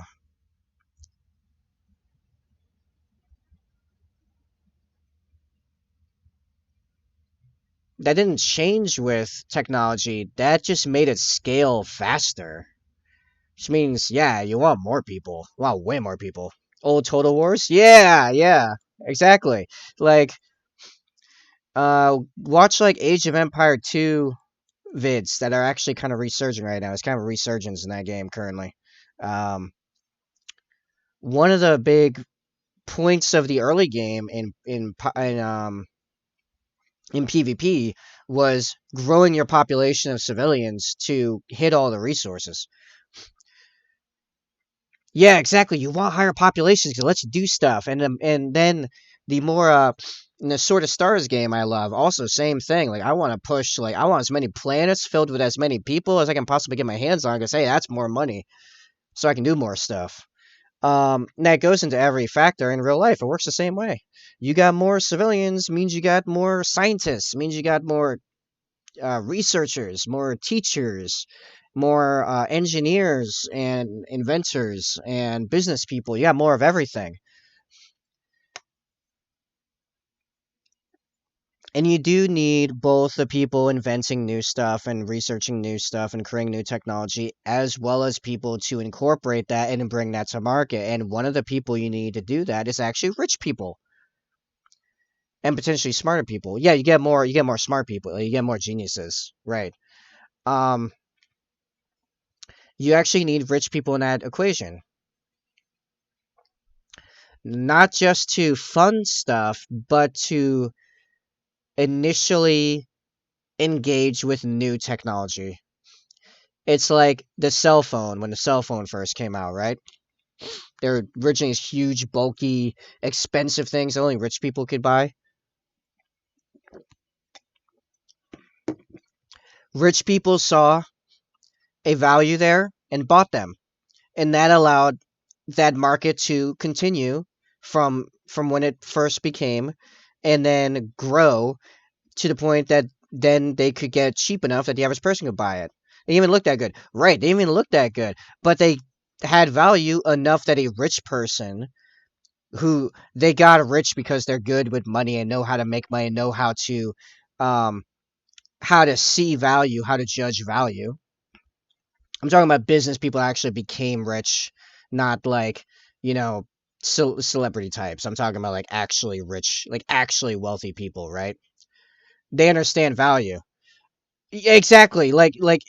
It's so obvious, especially now. Even just with just phone capability, you can talk to someone on the other side of the planet from anywhere you are. You don't have to go to a physical phone connected to a wall. That's amazing. That's mind-blowingly amazing. So they bought up a bunch of cell phones, and it could keep going and developing and make phones cheaper, and then 5 years, 5 years, 6 years, 7 years later, everyone has one. Everyone has a cell phone. But that couldn't have happened without the rich people buying it first. So you need rich people in there. And no, you can't really make the case for the government doing that because the government doesn't behave like a consumer in the same ways. Like the government's not going to buy, right, yeah, 5, 10, 15 years, and now here we are 20 years later. Um, the government's not going to buy a bunch of the newest smart TV. You know, that's not how it works. You need rich consumers, and while the government only consumes, it doesn't consume like that. You know,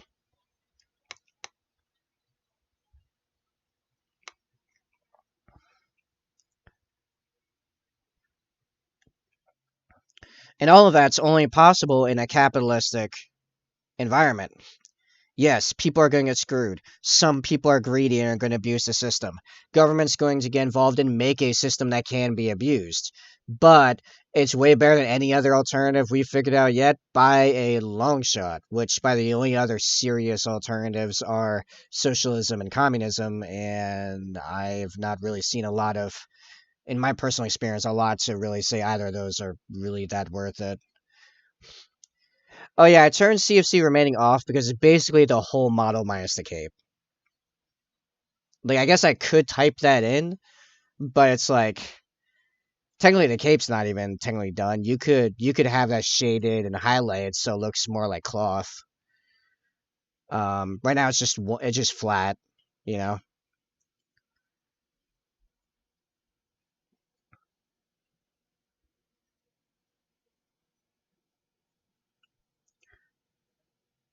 Am I making sense by the way for the most part? I know I've mostly just been doing economic rants for most of the stream so far, but like I hope at least this is like understandable information that feels worthwhile.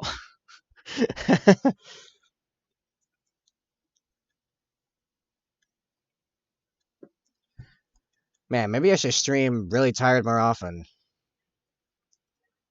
I don't know if I would have gone down this road if I was fully awake. I would have been afraid of people getting bored by it.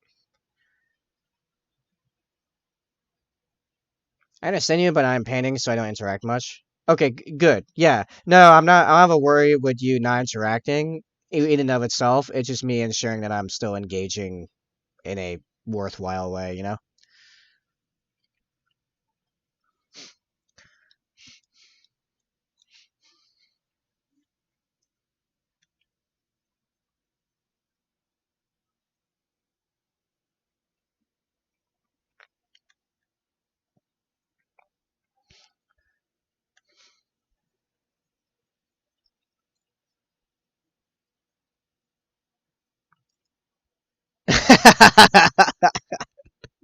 You know what? You know what? That's actually kind of fair. Give me a second. I will actually put that on there. 'Cause that's pretty funny.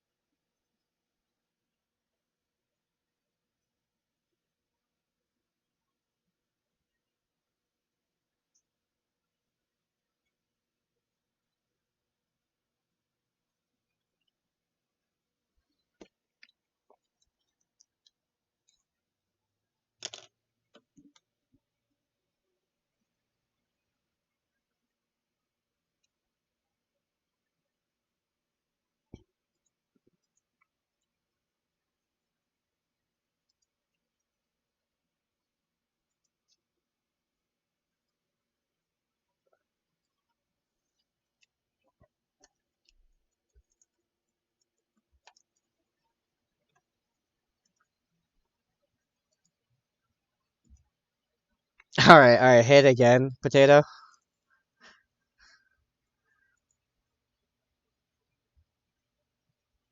Hit the button.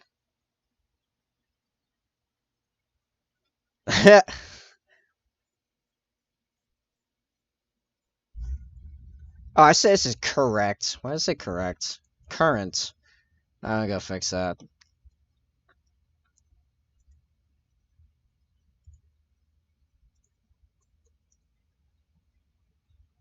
All right, now it has correct spelling.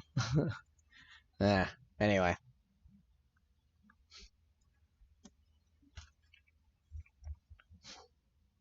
All right. Very good. I should probably put in the inside. Nope, I'm not there yet. I am still blending.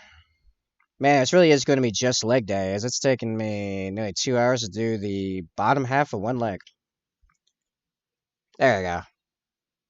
'Cause I what I've become, rest myself, let go. When I use an alarm to get up, this is actually my alarm. The original, anyway.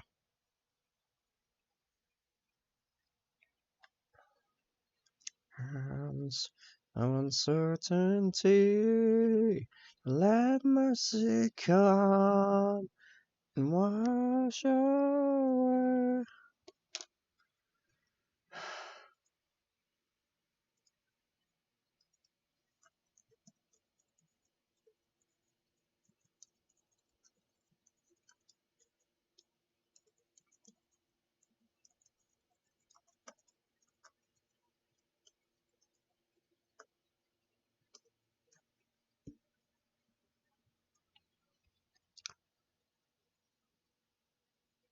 I have always said that I can sing, but I also wasn't trying to sing particularly well because my mic is set to way too sensitive.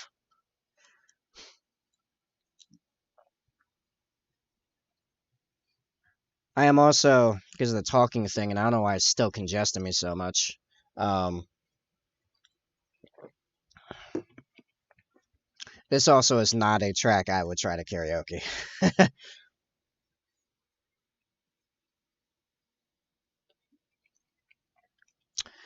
a I wasn't painting. Um, the I was saying,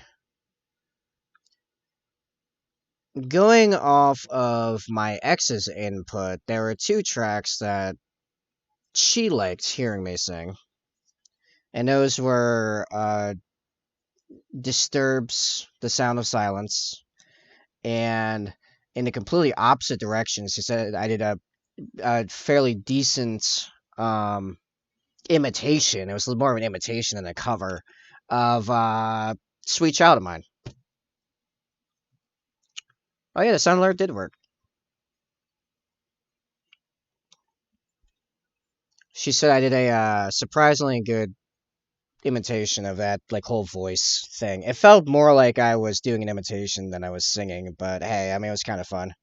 Um, I also have not sung in like over 6 months. Because I don't know, for some reason I don't, because I know I'm not particularly a good singer. I don't like singing around my family, and I'm never not around my family. So there's also that, just super out of practice.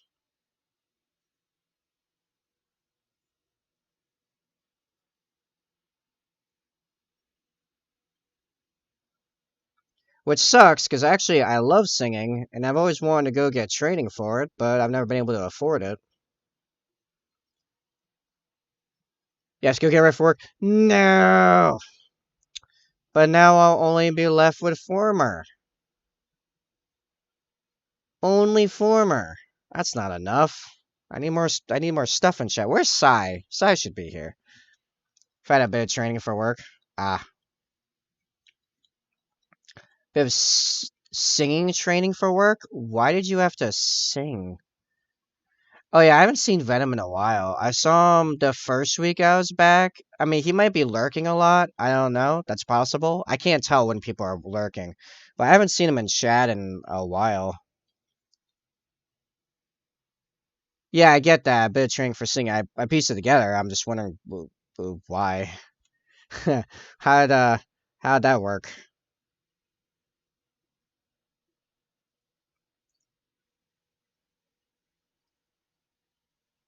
Oh, you a bit of training for singing instead of work. Okay, gotcha.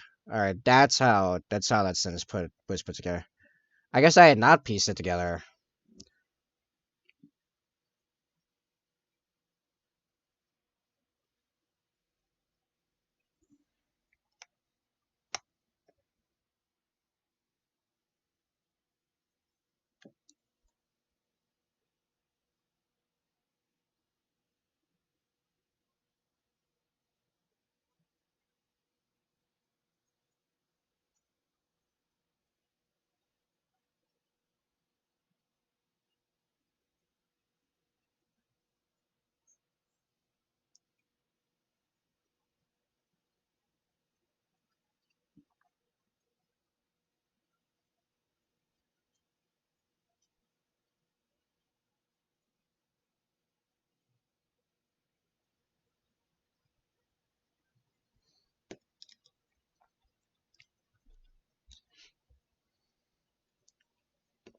But yeah, it's cool you got training for singing.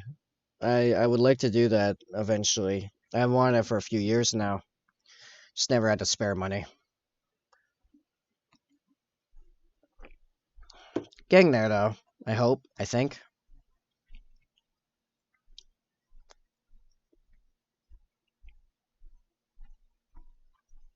That's when I was younger. That's fair.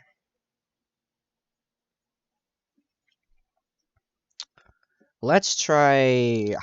Oh yeah, I still gotta do the insets. Let's use this.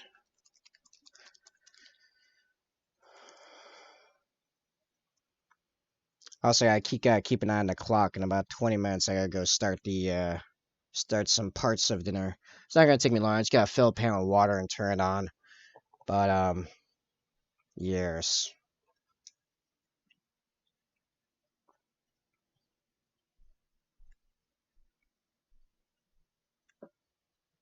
I was completely messed up. Fair. Sounds like Bad Apple. Oh yeah, yeah. This music. This song is a cover of Bad Apple. That took me a second. I got there. Yes, this is Bad Apple.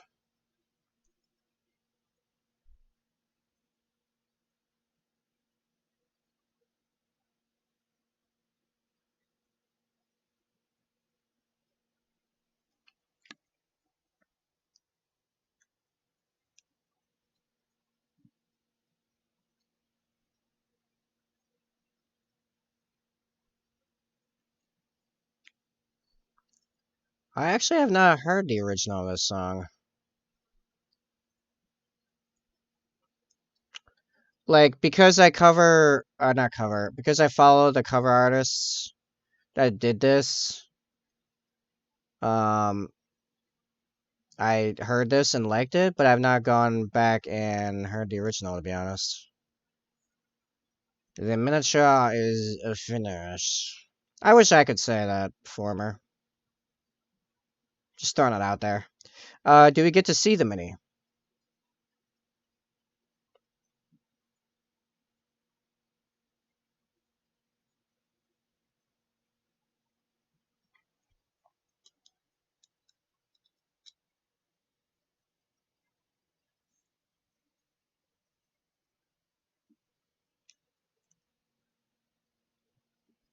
Do you dare show it to the world?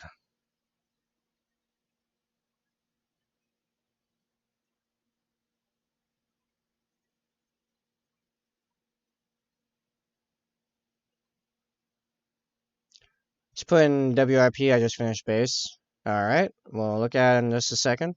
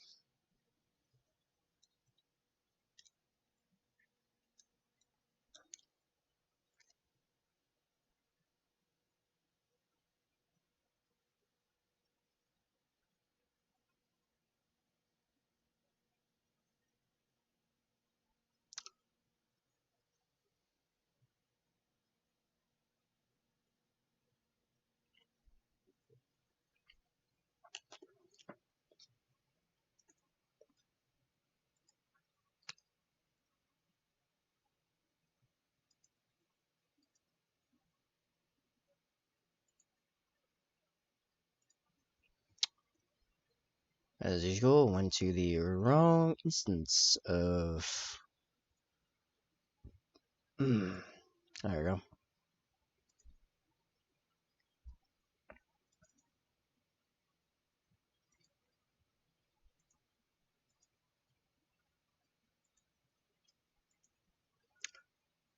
Very cool.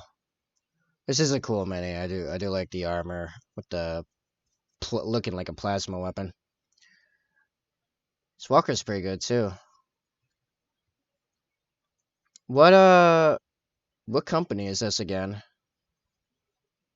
I like it. Paint job's good too. Simple, but the details are fairly good. Very serviceable.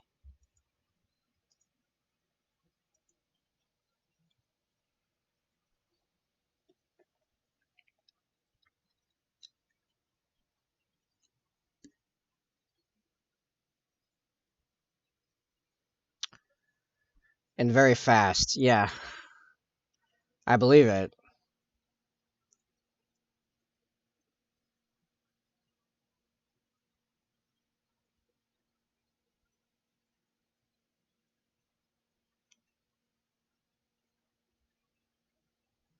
Sup, Sai? Lemonades done. Nice. Walker took me 40 minutes. I believe it. I was thinking, man, if I were to do that, it would take me, easily under an hour.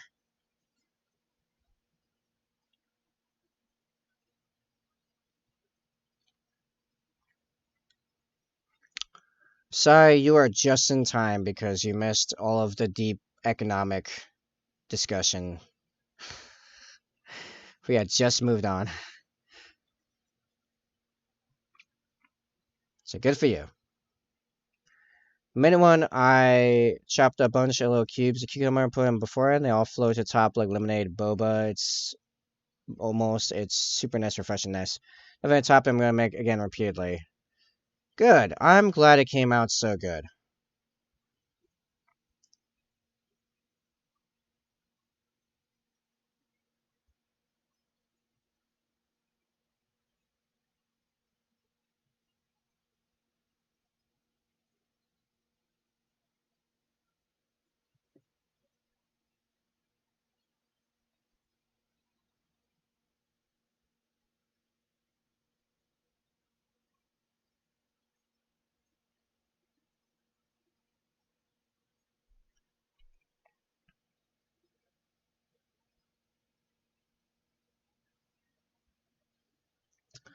I just wish I had bigger jars of stir so I could make it more bulk. Can really only fill like 3 servings per jar right now. That is frustrating. I get one of those big, huge glass jars that tap on the bottom. Oh yeah, the kombucha jars. Those are great. That's just what most people I know that have them use them for is kombucha.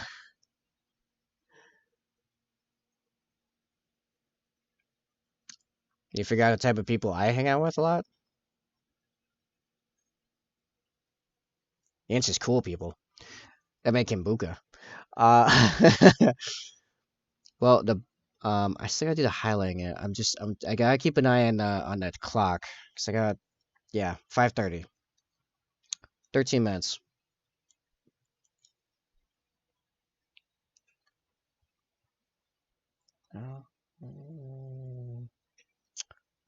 Right, highlighting.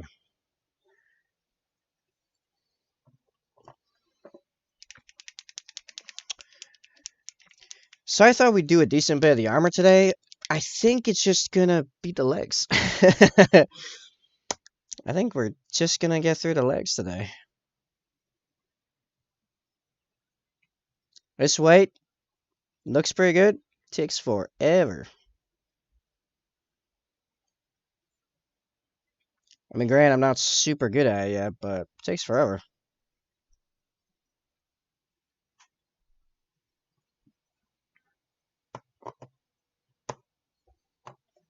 Also, this is very wet, white scar.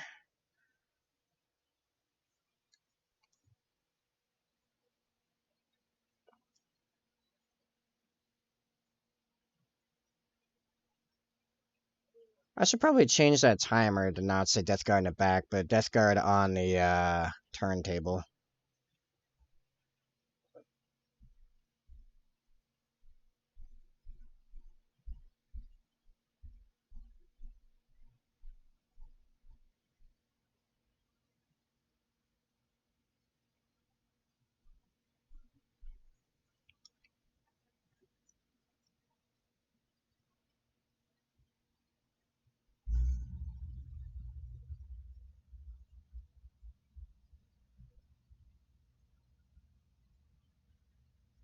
Oh, crap.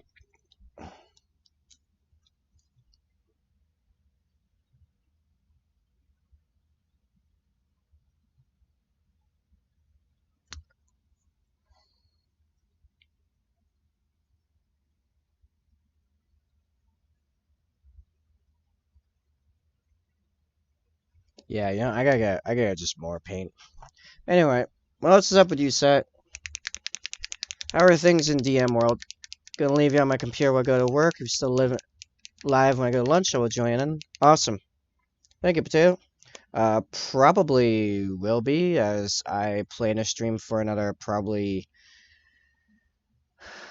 5 hours. Yeah, probably still gonna stop around 10, even though I was like around an hour late, just because like the reason I was late is because I'm super busy, super tired. But you know, still will be on for quite some time.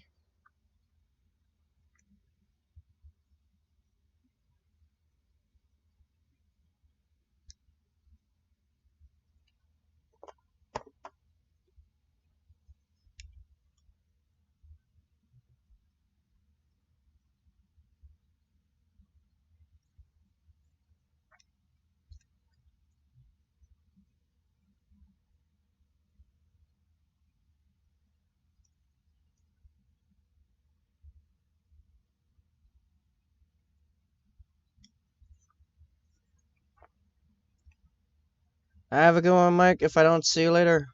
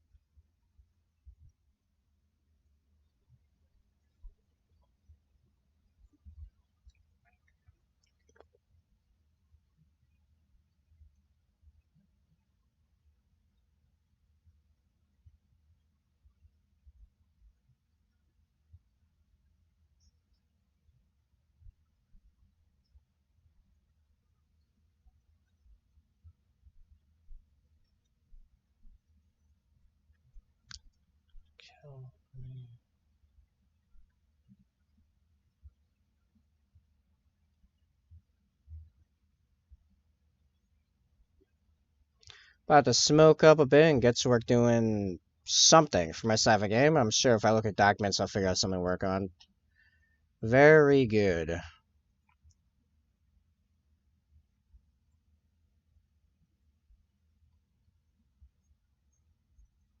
Yeah, at least I got prep at least motorcycles because I already set up a motorcycle rental place in town.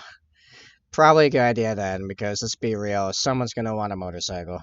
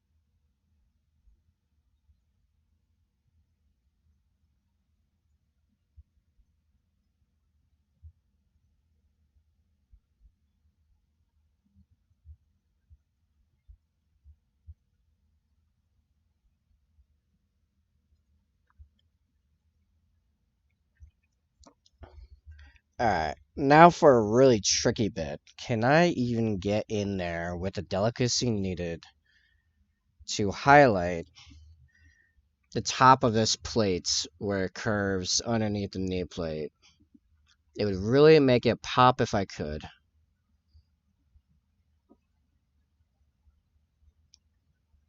I also gotta do this back line here. At least the bottom.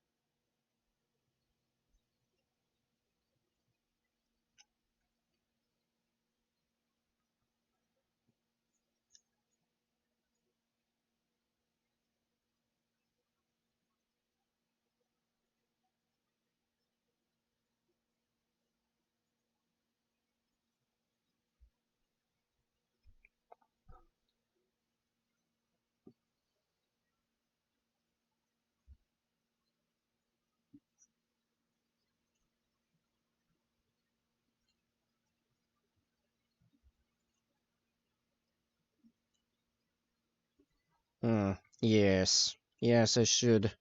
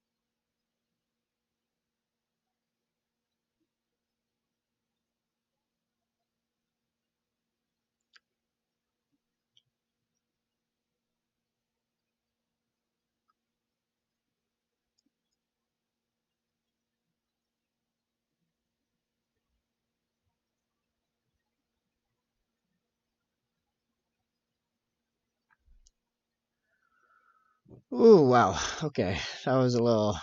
That was a bit intense for me. I was actually thinking as I was finishing, man, if Zophiana came in with a dick soundbite, like, right then and messed me up, I might be legitimately a little mad. Because that went so well. And I had no right to. Okay.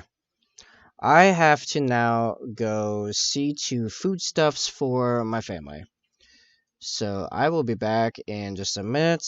When I do, I'm gonna put some dark shader in there, maybe along the bottom of the foot as well. Could do it a little bit more dark outline there, and then I think the bombing is done. The crest I didn't do for some reason, but crest up next. All right, be back in a minute.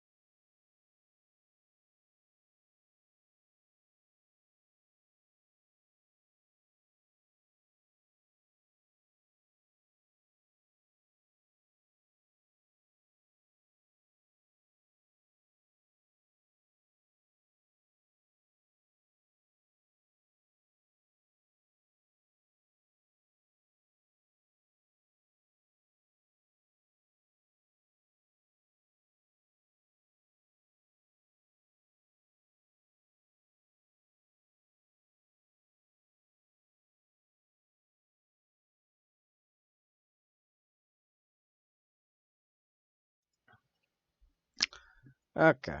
Well, I am kind of back. Ugh. For the record, I want to switch my dinner night with Sunday.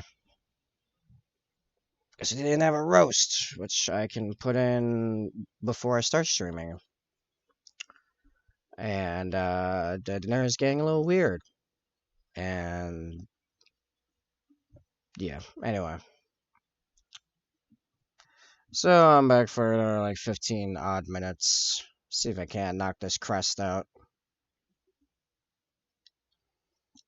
Oh, and the outline on the foot and the boot.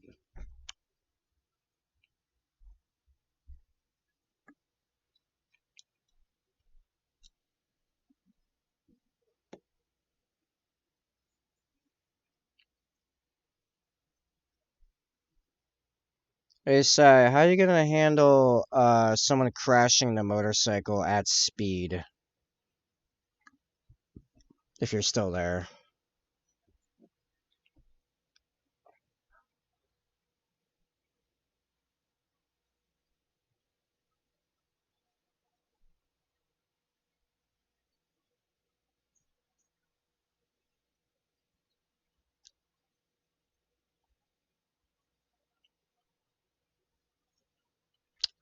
I want this to be way more recessed of an outline.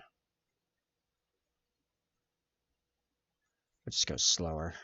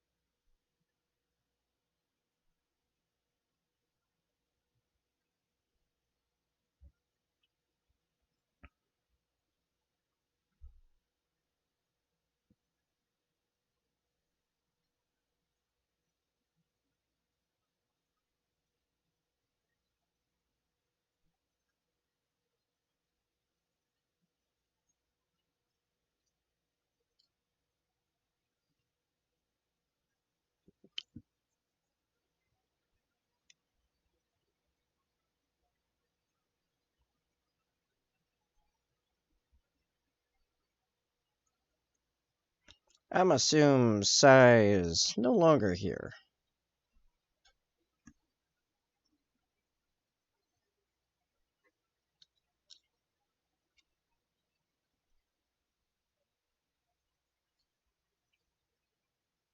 I have to go back and fix some of these outlines.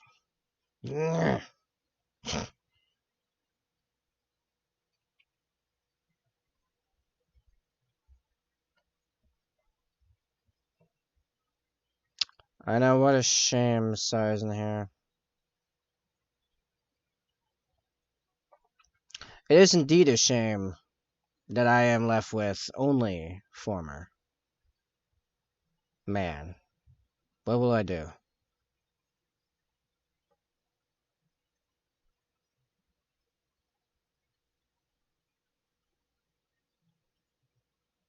Like, I might not have the attention span to keep going with only former here.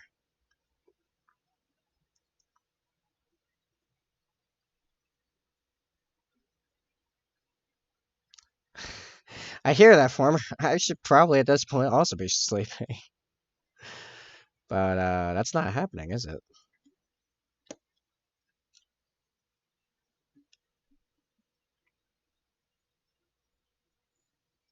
Rude. I am rude. Aren't I rude? I like it.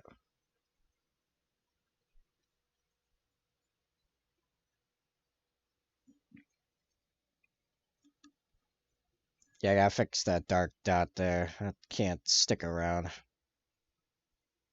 Nope, I should not do it that way. I should do it the other way.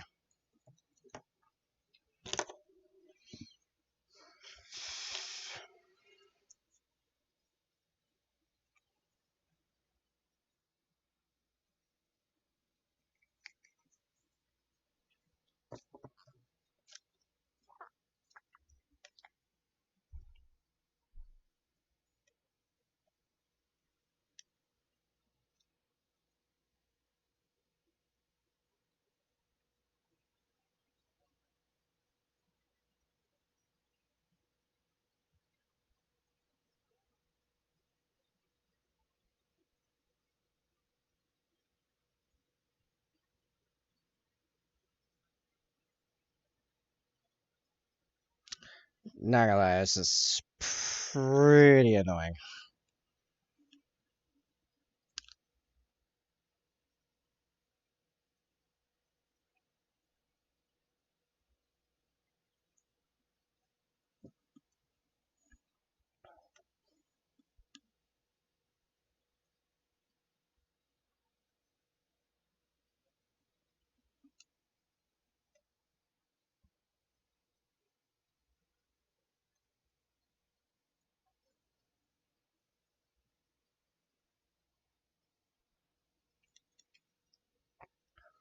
What was actually rude was how Critical Role ended the third episode of the ones they released last night. That was pretty rude. How dare they drop such a amazing cliffhanger? Even though I know what happens, it's still like, no. Give me the next one. I need the next one. I'm not gonna. This isn't gonna get any better. What am I doing? I'm wasting time.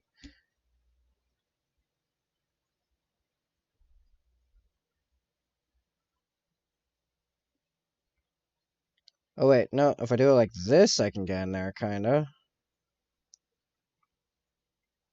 This is treacherous. Let's see. I know. I'm just saying. The Amazon Prime series is what I'm specifically talking about. I actually haven't fully caught up with the CR proper. I have like another 40 minutes left or something on the current episode. Yeah, the animated show. Uh, they're now 9 episodes into season 2 right now, and it just keeps getting better. The show keeps getting better. It's crazy in today's day of like pretty mediocre entertainment.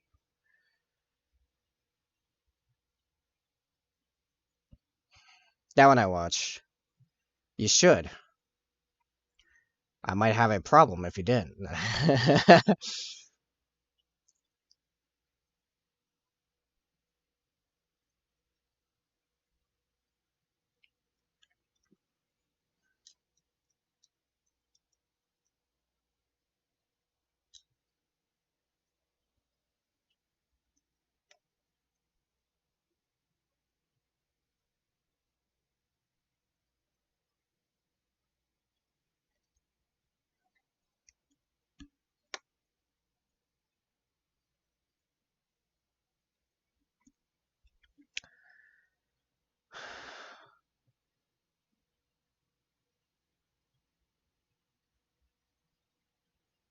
That's fine.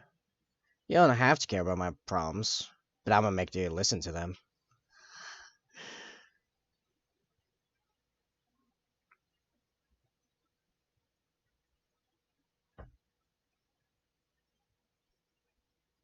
What's up, Bugatti? I was just making all my problems formers problems. Because that's how I be.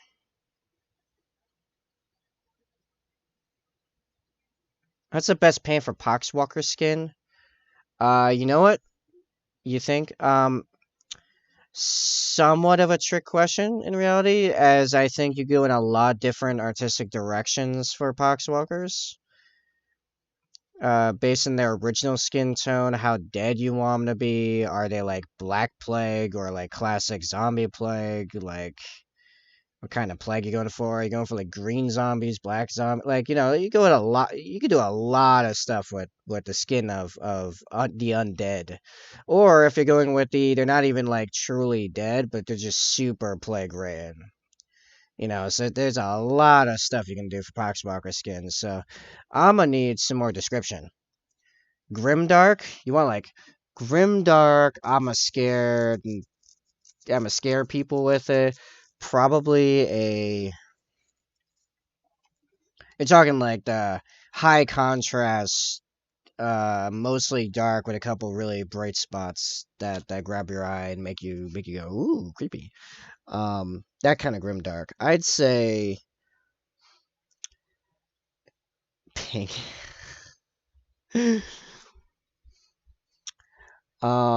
I'm gonna say actually going from like a super deep black slash purple kind of or blue.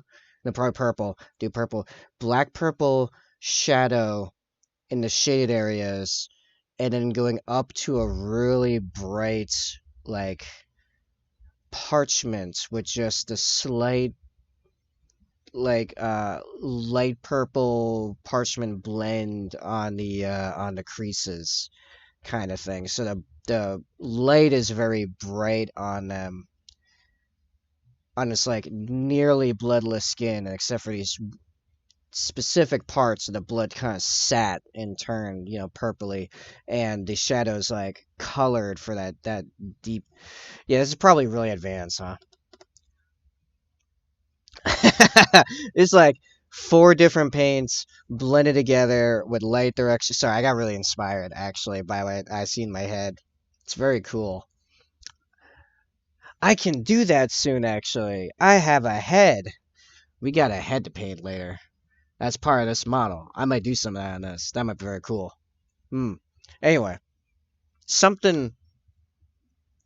You know who's got a nice breakdown of something akin to what I'm saying actually, now I think about it? Ninja. Ninja's which video was that? That was a recent video. Give me a second. I'm gonna find you a painting and because he goes through and paints like a whole zombie, like an Age of Sigmar zombie on cam. YouTube? Looking for gross infections for inspirations? Oh, you're going for super plaguey, huh? For those,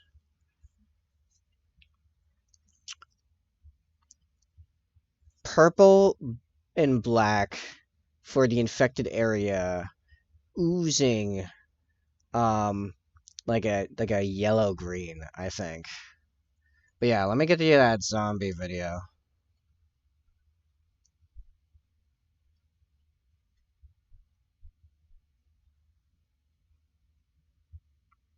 Let's see. Oh, from the other side.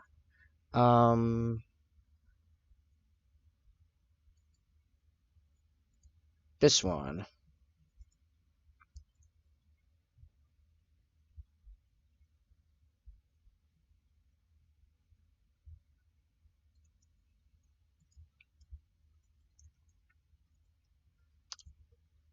Posting a 40K hobbying with you,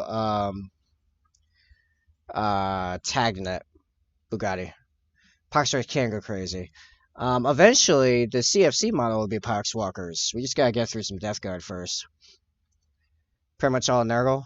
Yeah. Well, for the flesh by itself, I'd say that zombie video is a pretty good start. Which that, by the way, is for him painting a larger showpiece for, I believe it was Golem Demon, actually. Um, so like it's a really high end paint job he's doing there. So I'd say that's pretty good direction on that.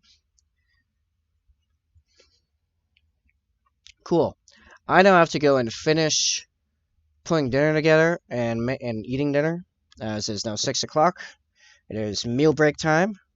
So I will be back in a little while, and we can discuss more of the undead then.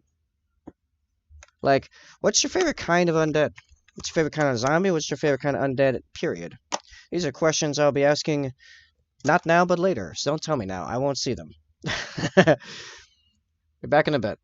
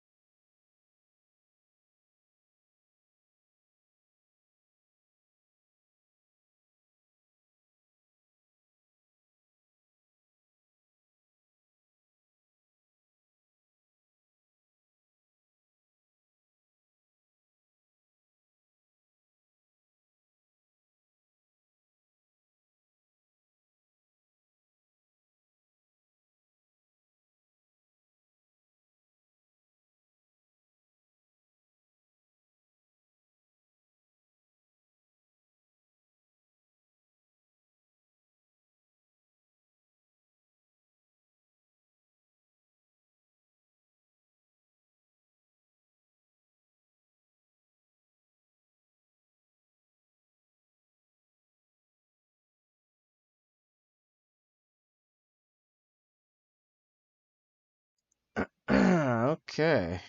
Oh, and gotta reset the main cam. I am back. No, it's still not working. It's not working.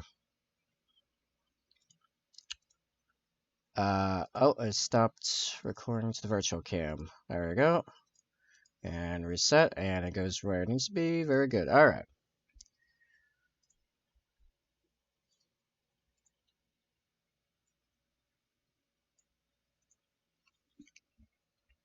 All right.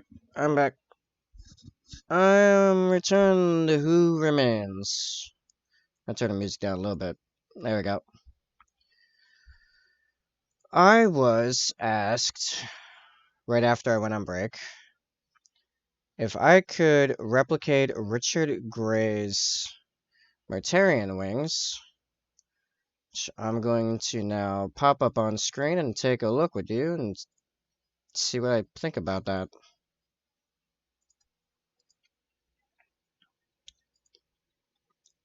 Alrighty, so, wow,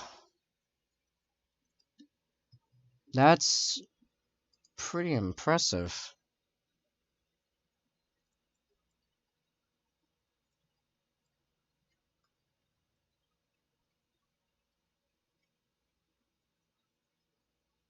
Oh, so all of that is freehand, huh?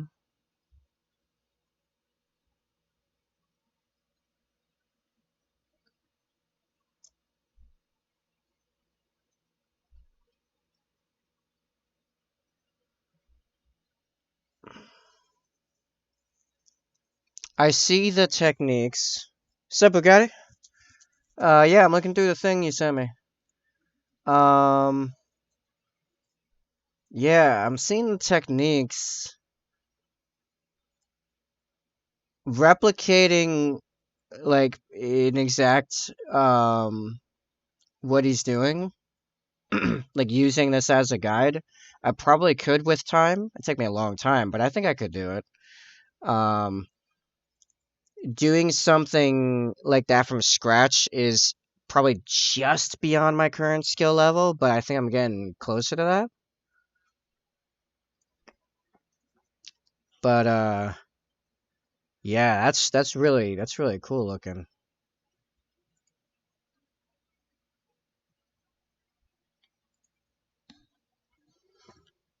Hmm. I know like everything around the eyes, absolutely. I can absolutely do that. Um the eyes themselves, that's the slightly trickier part.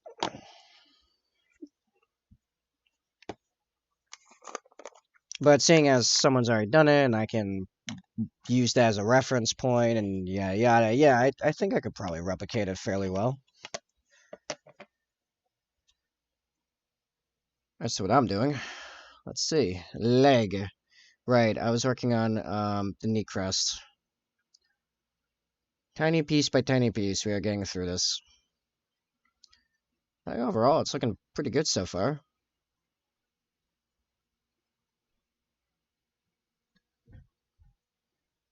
How are you doing, Bugatti? Where's my brush?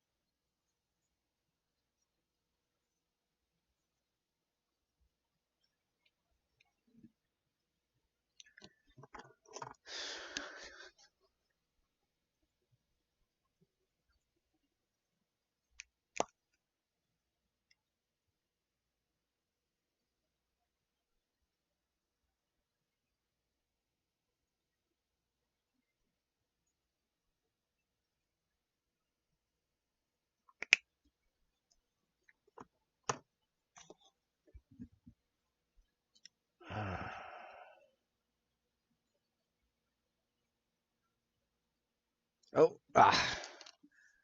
hand slipped. No.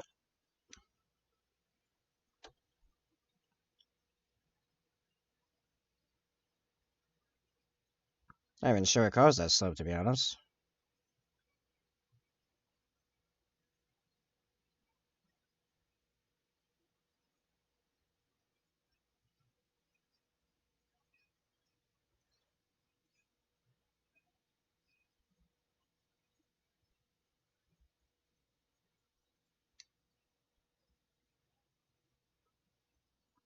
Cool.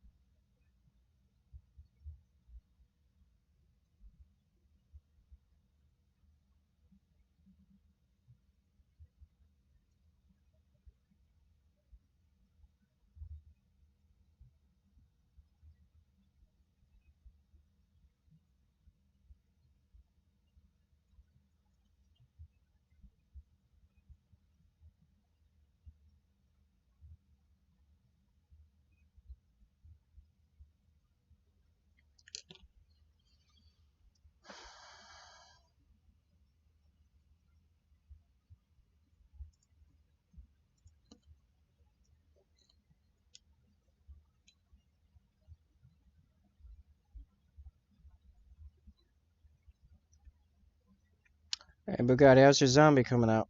Your Poxwalker.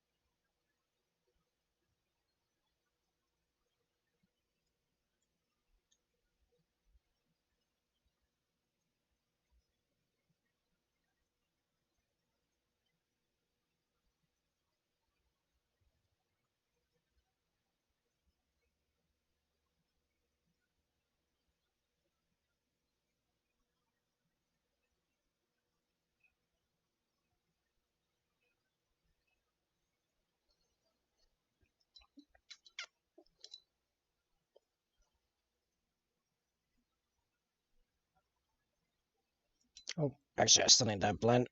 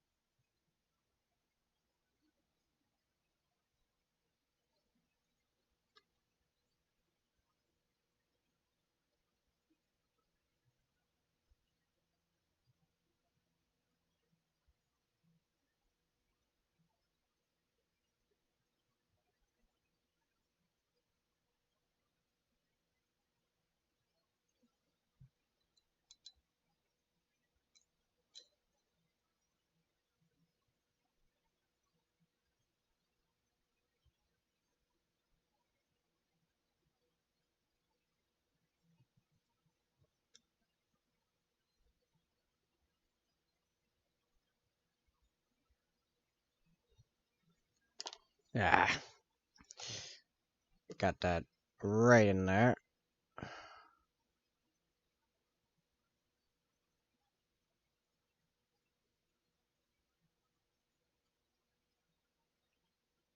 Hmm. Yeah, good enough.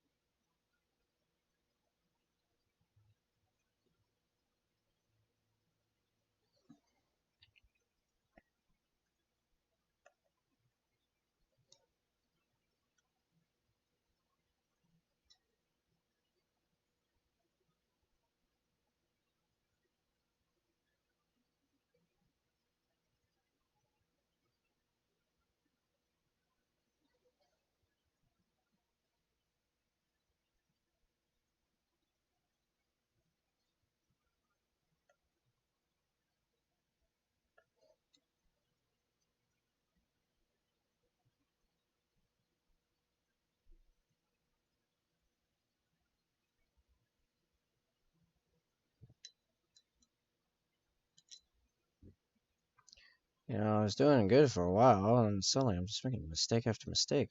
Starting to tick me off.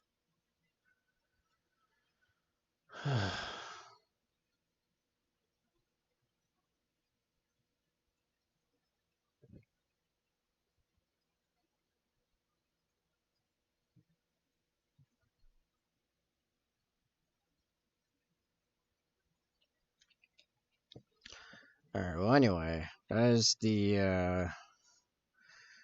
right leg done.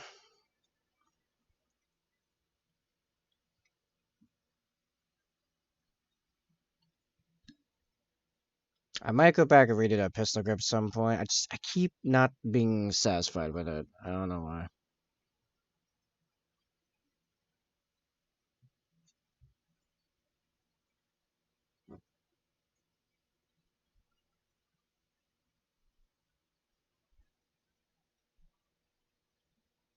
Oh, you know what? I am gonna clean up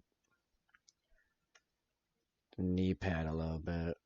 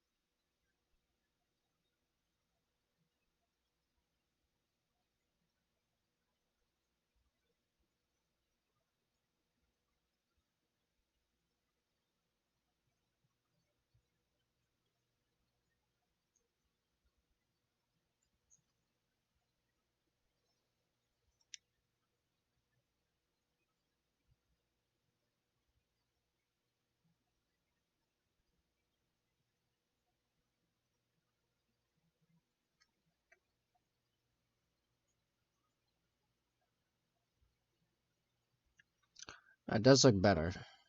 Yeah. Alright, that's pretty good. I'll just do it all again.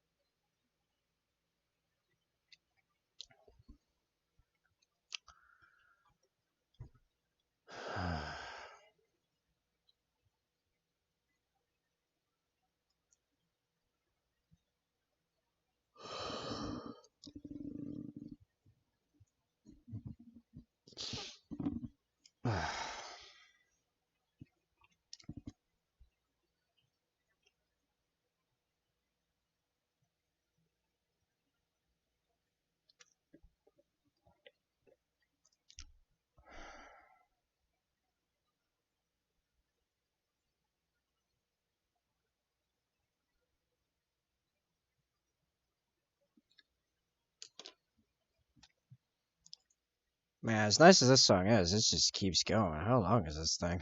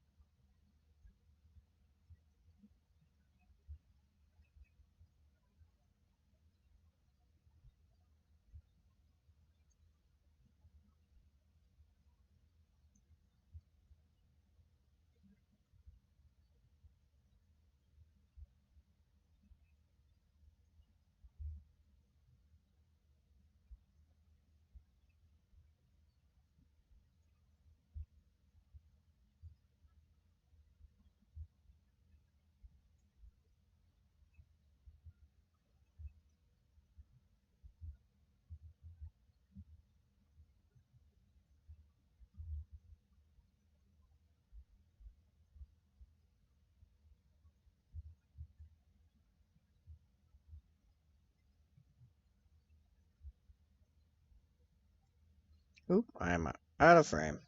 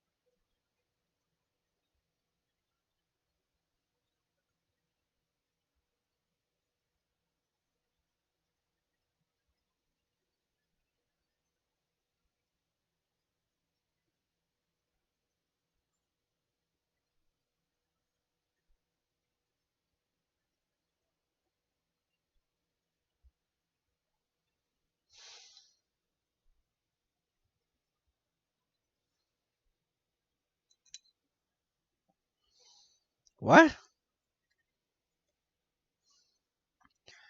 What are you on about, Si? What even? No, seriously, what is hacky? I can fuse blades from like, oh, nah, it's just a baseline for me to do crazy stuff to it later. Personally, I find it always easier to work from dark to late. I gotta do all kinds of crazy stuff to that blade. That blade's getting the works later. Yeah, I figured.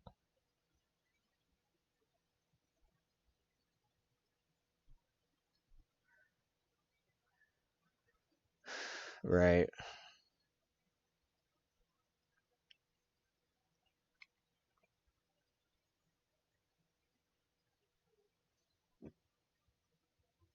I saw some threads on Facebook a while back of what it would take to realistically uh forge a sword out of iron from human blood. Turns out it'd take a lot of blood and it'd be pretty crap. It'd be a pretty crap sword.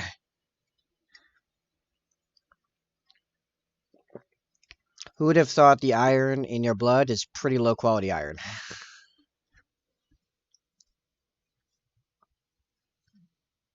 The reference just reminded me of that.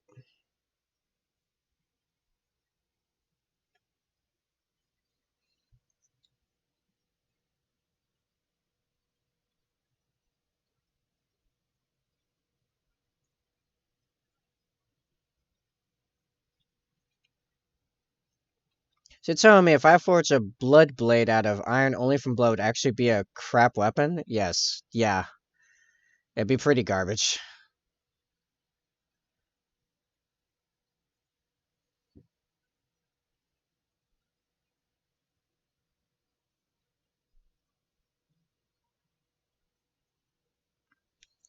Apparently the iron in your blood is equivalent to like pig iron,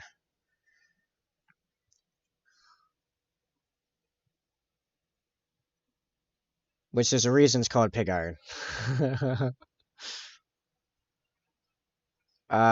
It was referenced or suggested by someone. Oh, well, bones have a lot of carbon. Could we take bone and grind it down and use it to make steel?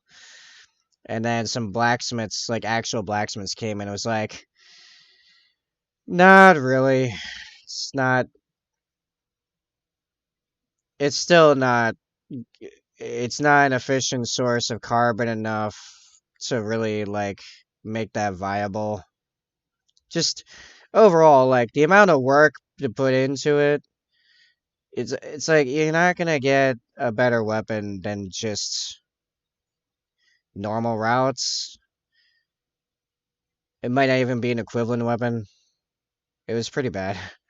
I heard pig iron some sleep raging with me screaming at play Minecraft. Minecraft. Now, when I hear a pig iron, I think about the development of the katana and other like Japanese swords because like they developed that whole thing because they only have access to pig iron there.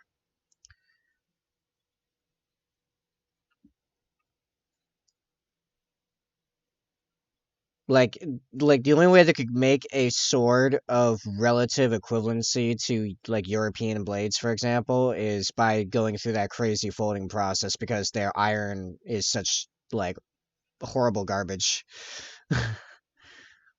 Well, Europe comparatively had like pretty quality iron resources. Anyways, I'm chilling low high looking through pound cake recipes. I got a bunch of blueberries left over from my lemonade thing. Oh, that's cool. I feel like I am grinding right now. I am really tired and I'm just trying to keep moving forward because I don't know, desperate.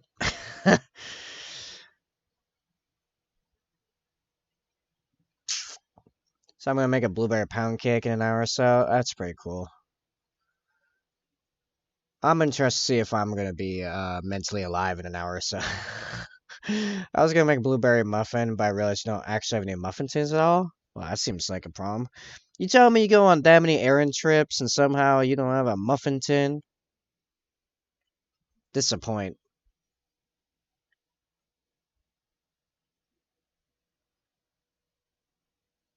You should never make muffins.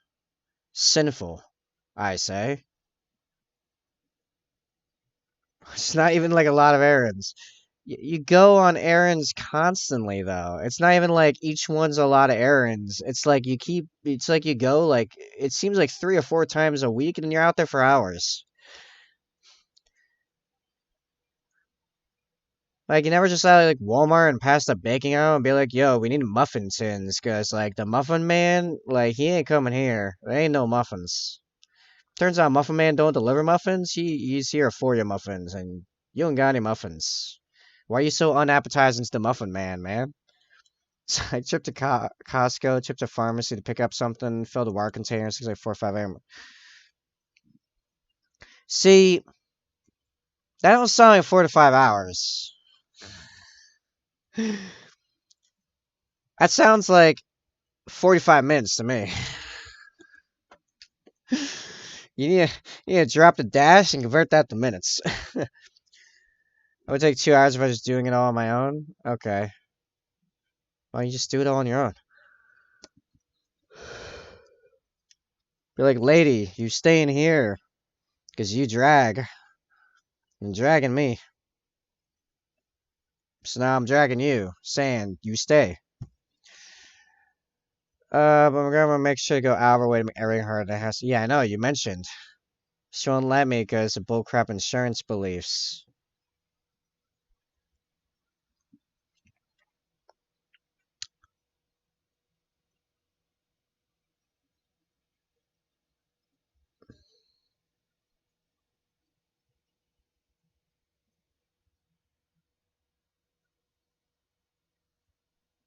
This is why when my grandmother on my mother's side started needing help, I was like, Ma, gonna be honest with you,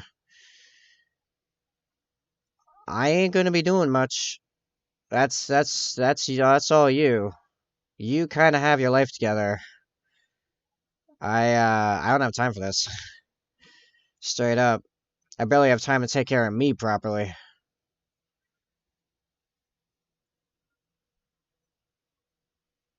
I didn't shower today. Because, like, one thing went particularly poorly and everything was thrown off, like, really, really badly. And not good. Car's broken right now, so I have to drive her. She refuses to understand the simple concept of her insurance covers anyone driving the car, and thus she refuses to let me drive her car without her in it, which is frustrating. Because she backseat drives harder than any normal person ever would. Um, Sounds like time to just ramp up the music and just be like, sorry, I can't hear ya.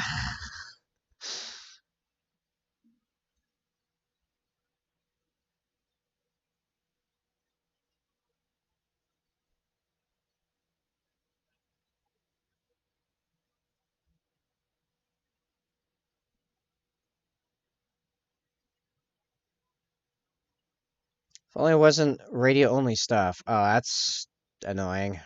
You got like an Oldsmobile thing going on. Not like literal Oldsmobile, but like old. Don't got that Bluetooth hookup. I mean, not that I really use Bluetooth hookup. I just have a Bluetooth earbud. She'll want to comment on music I listen to rather than just sing the sounds. Let her blab on about the music, then backseat drive. Just ignore it. Like this lady, like, man, nothing you're describing I would ever put up with, just period. I put up with some of that with my ex, and now I'm like, it ain't, no, none of that's worth it. It ain't worth it.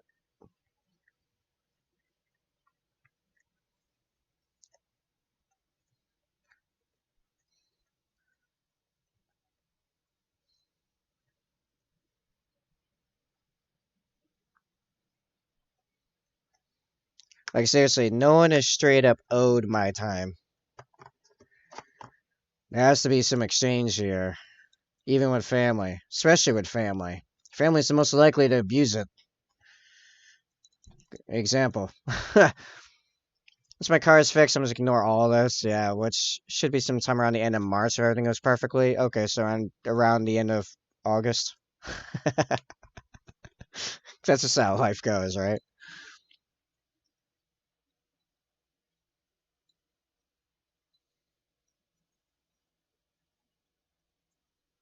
Like sometime in 2025. Yeah, right. Dude, way back when. Oh man, I don't remember the last time I made a like a rough calculation of how long it would take me to paint all of my personal unpainted models, and it was like in 2021 or something like that, or maybe it was 2020. And I was like, yeah, it was like August 2020, and I was like, yeah, it's gonna be looking like something like April 2024. I've finished maybe like 4 units, so squad, character, vehicle, whatever. 4 units this year. Sorry, not this year. 2022. I've finished. I've not done. I've not painted Raven Guard like my personal Raven Guard at all this year, so far. 2022. I painted like 4 units. It's just like no, that's not how that works. It will be fixed in March for me 2 years ago. Yeah. Every time I got a fixed, same issue would come up 50 miles later. Take a new mechanic to replace another part and just repeat it with nothing actually fixing the issue for 2 years. What was the issue?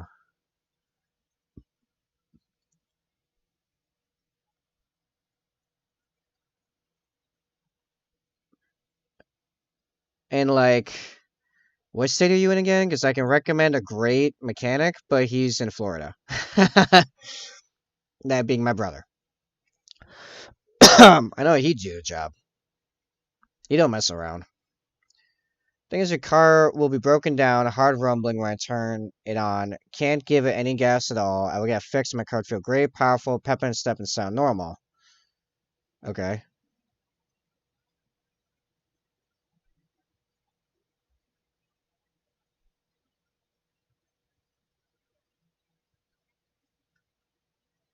And 50 miles later, check engine light comes on and goes into limping mode again. Okay. Have you gone through like the basics? Like, does it have oil? Does it have a leak in the oil reservoir? I don't actually know that much about cars. I'm just going through like the most basic stuff I could think of. The engine starts rumbling all hard and unnatural and turn on. It has a hard thumping and stuff. That sounds to me like it doesn't have oil.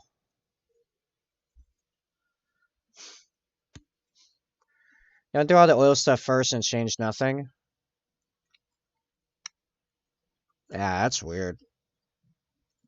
I got nothing on that one.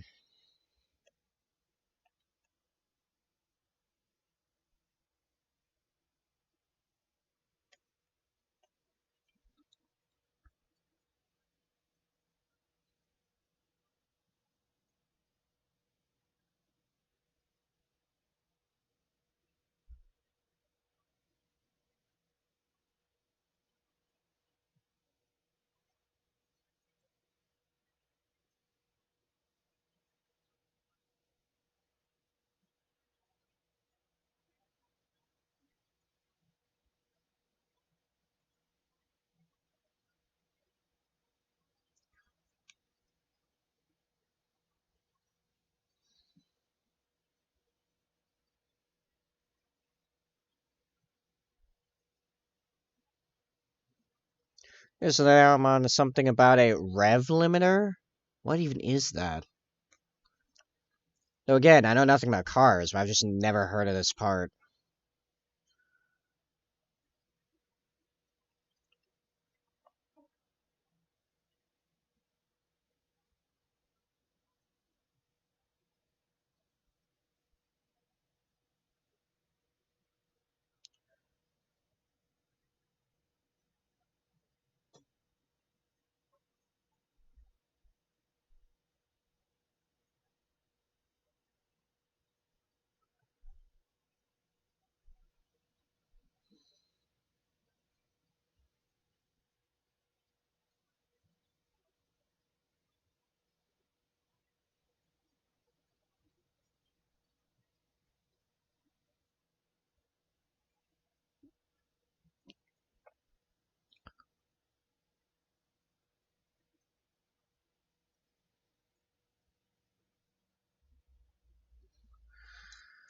Something electronic controls attracts your car's RPM. Okay. Hmm.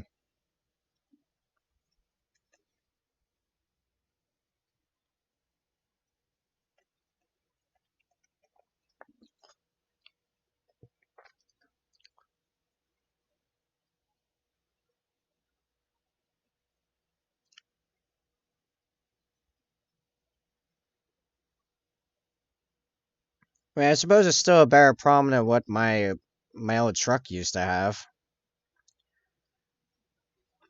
I don't have a vehicle now because my truck came down with a case of its frame splitting in half.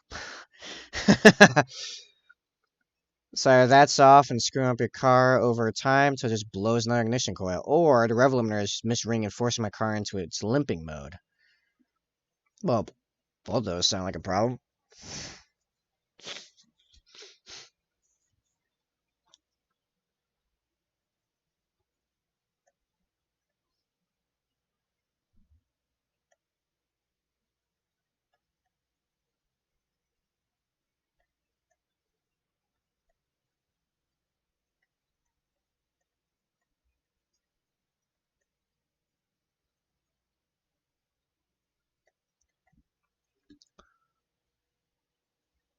Oh, wait, it's like $175 every time I get this looked at, let alone actually working. Yeah.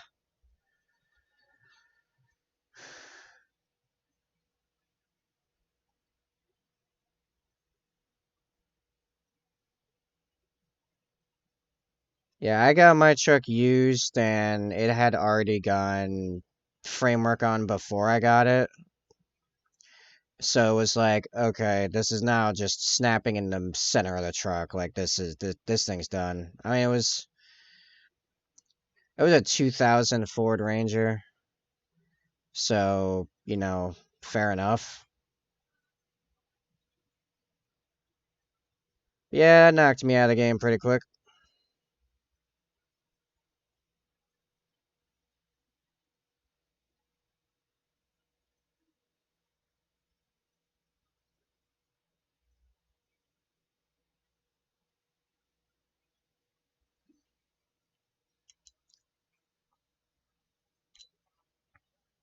Interesting.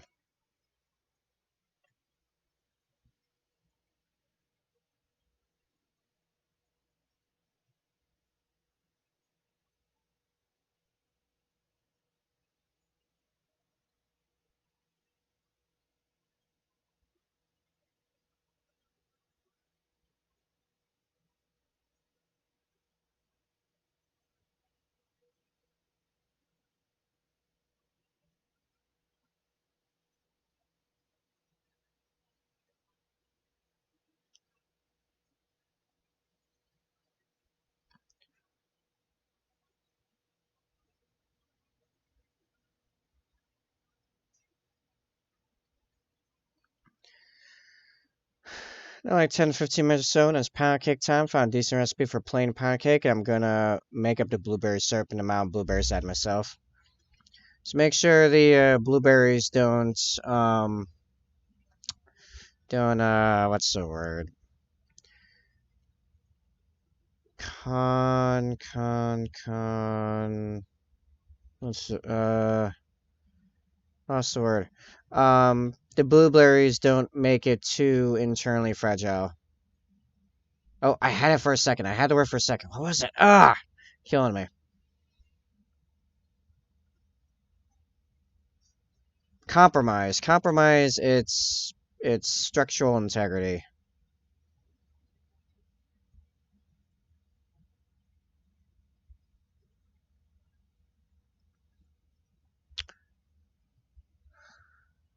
Star went to big sale on these like extra large containers of blueberries for like $3. Sinks the bomb, right? Yeah, I'm gonna kind of start with that. I'm not 10,000% sure I'm gonna prevent it. Prevent that by squishing blueberries for Agnam.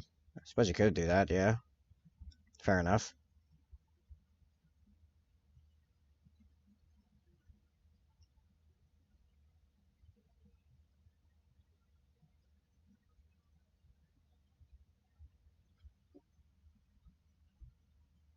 Actually, that lines up with the proper shadow pretty well.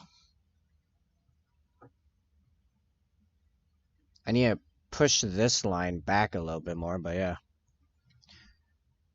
Just give him a little squish so the skin is intact anymore so it doesn't like pop halfway, couldn't cause collapsing. At least that's my theory.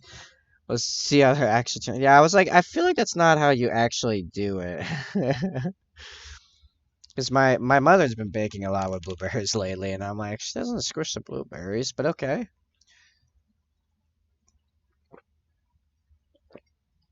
It's gonna be like an hour cook up, so if you're still here after that, I'll be chilling. In theory, I would be here for another 2 more hours. We'll see how it goes. My brain feels like it's melting. So we'll see. I feel like I am simply existing from minute to minute. So, no, I give no guarantees. I still haven't ran up any D&D stuff. I can't find motivation. Dude, I hear you on that though. Last night I really intend on working on character backstory or drawing a Palad's sword last night. Nope, ended up working. I worked on web dev stuff from like 11:30 to 2 a.m. because that needed to happen. I mean, the web dev stuff was paying 50 an hour, so like good, but also like I don't know, just couldn't do nice stuff for myself. I feel like I'm getting steadily worse at that, doing nice stuff for myself. Just work, work, work, work, work, work, work, work, work. Actually, what's this shadow look like? If it's like...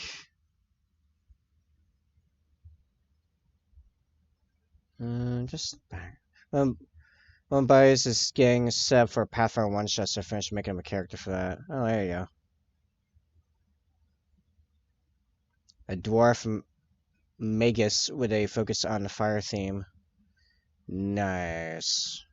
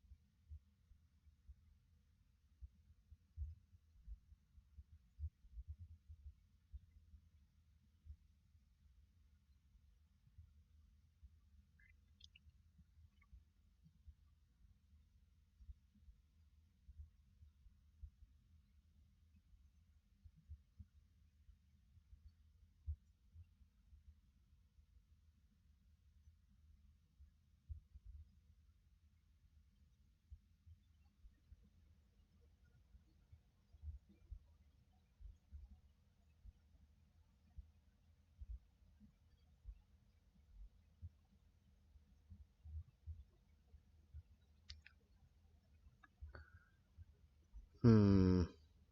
Hmm. Hmm. Hmm.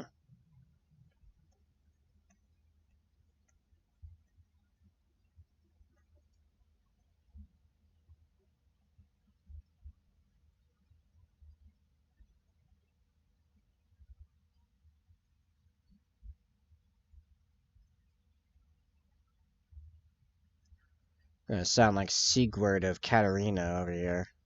Hmm. Hmm. No. No.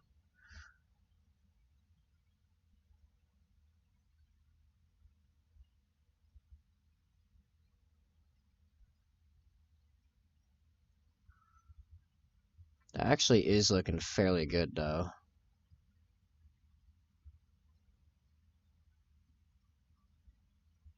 Yeah, actually, that looks pretty good. Okay. I think I'm gonna do the dark outline and then highlight. Yeah, I think I got the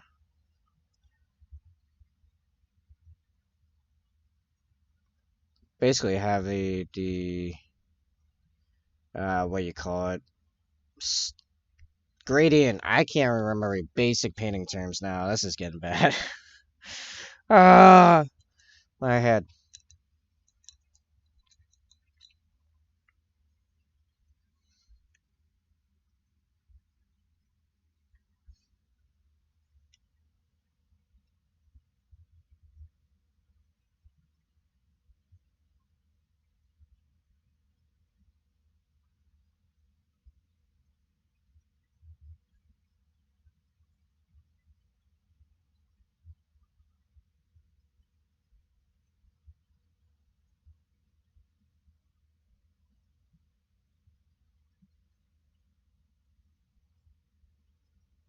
That did not go well.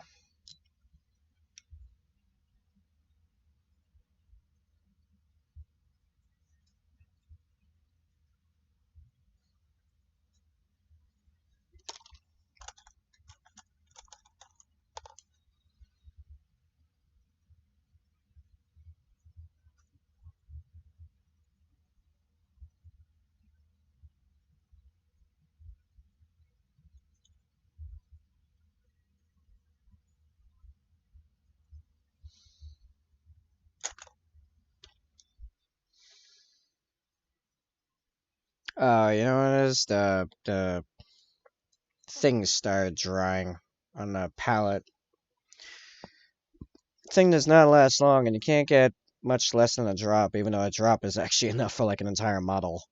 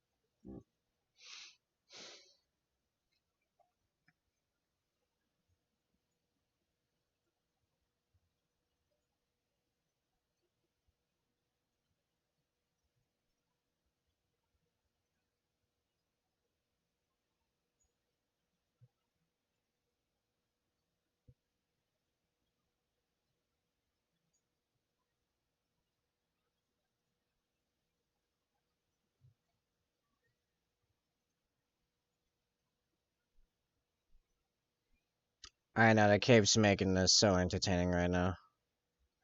Can't see what I'm doing at all.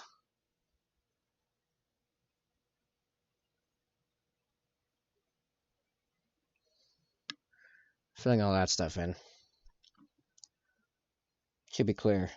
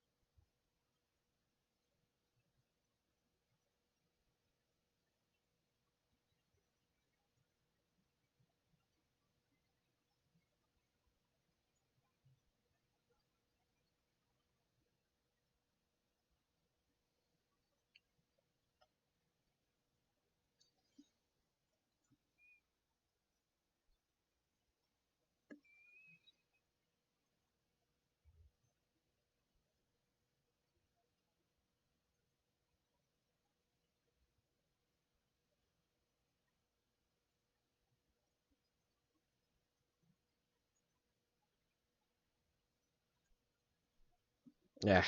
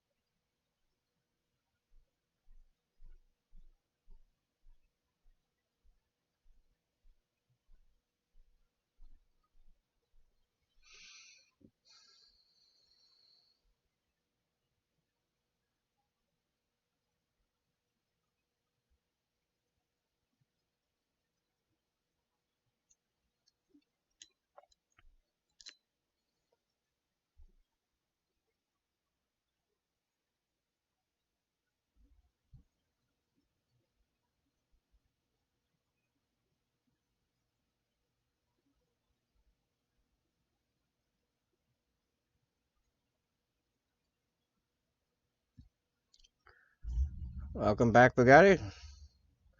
You finished base coating them. Nice.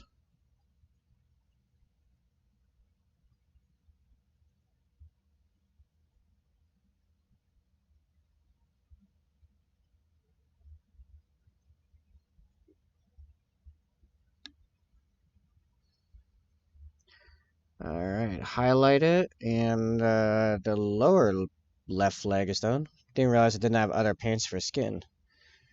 Ew.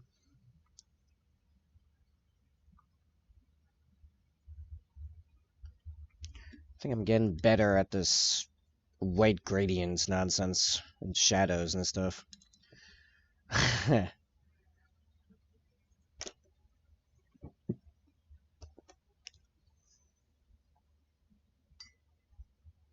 Just a full-on eyelash in my water.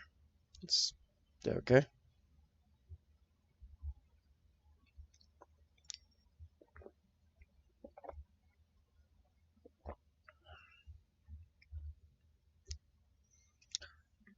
Anyway, sword some. Oh, didn't realize you didn't have other paints for skin. Ah, just sword some. I got you now. Sorry, my brain is effectively leaking out one ear at this point. I Where's this thing I'm getting tagged in?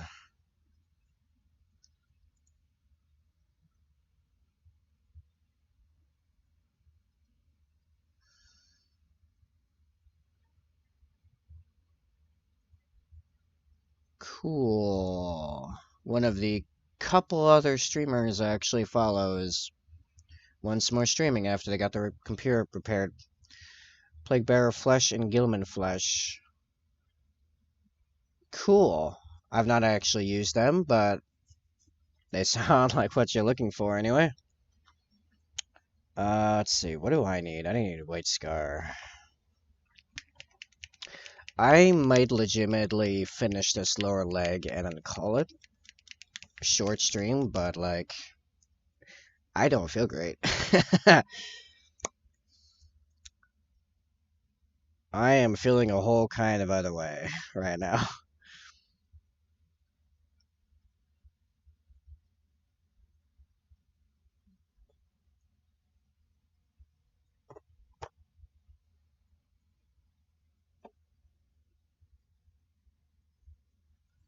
So I got so many paints. Yeah, just the downside is like a lot of them aren't that amazing. They're good at telling you at like what you can kind of expect in relation to GW products, but the actual paints themselves are pretty hit or miss. Like some of them I really like. Um, Corn Red's pretty good. Ruin Lord Brass is awesome. What else is standout? Dawnstone's a lot of the grays. A lot of grays are good. The blues are fairly good. The technicals like the base paints and like Bluff of Blood God, those are great. Um, but a lot of like general colors you can usually, especially when you get into the lighter colors, you can get better elsewhere. Blood for Blood. Oh, you don't know? Oh, you don't know. Blood for the Blood God. This is blood in a pot. Like straight from the pot, no thinning necessary. This is let's just put blood on our model. And it's probably one of the best like selections from Citadel period because I don't know of anyone else actually giving a blood paint of just blood. It's not for painting, it's for effects. I mean, I've painted one thing with it, make pretty interesting color back on old Pink Eye, the first CFC mo. Um, there's a tentacle I was asked to paint in Blood for the Blood God. It was hard. It took a lot of coats, but it was a pretty interesting color to be honest when it was done. Um, but no, it's meant for adding blood, making stuff bloody, and it works quite well. I was thinking about using it on the pox weapons. Yes, that would be a good use for them. They also have a rust paint. I don't own it. I should. But they have like a rust effect paint too. Like a drip effect. Yeah. It also works well for like dry brush to get like the slightly dried splatter look. Yeah, there's a lot you can do with Blood for the Blood God. It's a really good paint. It's useful for everyone, really. Somewhere down the line, you'll find something you want to toss blood on, you know?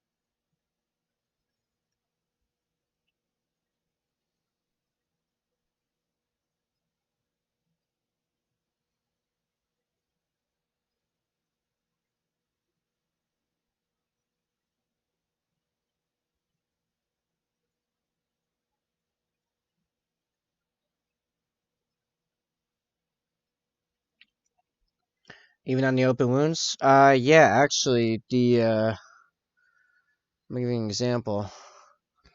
Primus Apothecary, right? So, bloody hand because he has an actual organ from the dude, and then the dude has, like, ripped open throat, got a head wound, shoulder got all smashed up, right? That's what it looks like. That's Blood for the Blood God. I've used the Army Painter's Wet Palette. I have not used theirs. I use Red Grasses, which I do have an affiliate link to get on Amazon, and its sheets and stuff. Um, yes. Um, Yeah, red grasses, wet palette. I got this a few years ago, never looked back, honestly. I've replaced the sponge once. I've gone through like 3 packages of their replacement sheets in like 2 years. Yes, very good. If you've never gotten a wet palette before, I recommend getting some new clean pennies. Sure, they don't have any of stuff on them, else will eventually start tinging your sponge. And put some underneath the sponge, and it'll keep mold from growing. Which is a big deal for me up here in Rhode Island because we got like mold's a consistent problem here. It's not good. Is that white? That's the white scar.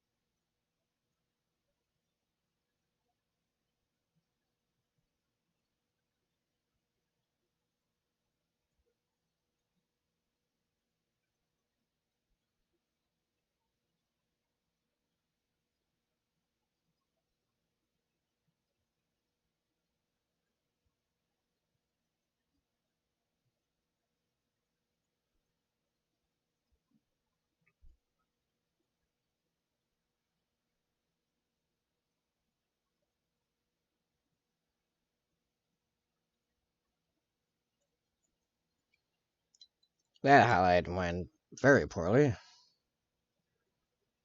Let me clean that right up.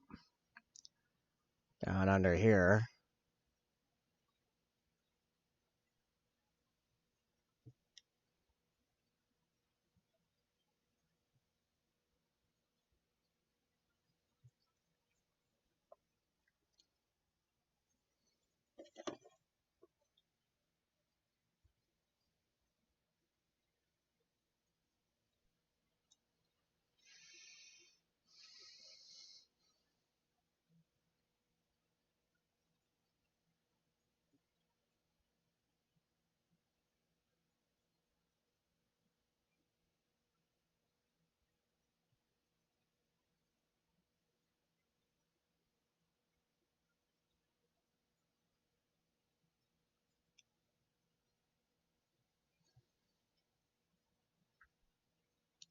How do I keep getting white in the crevice? I don't understand what's going on here. Cause my paint's just too wet still.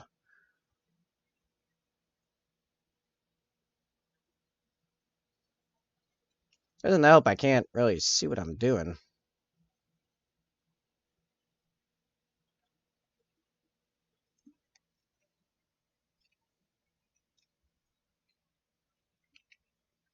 Yeah, this is a mess.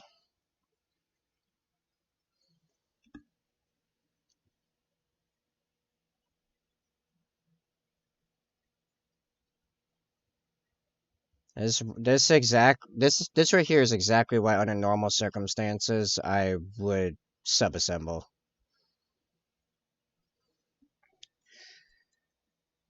But this is how I was given this guy, so here we go.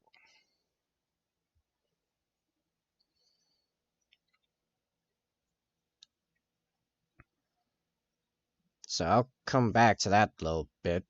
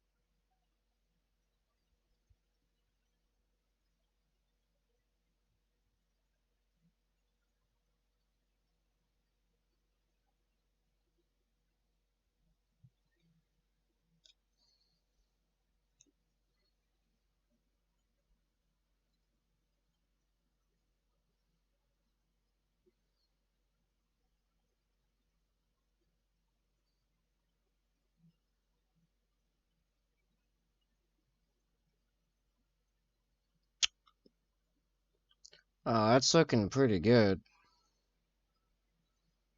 I'll say it. Yeah,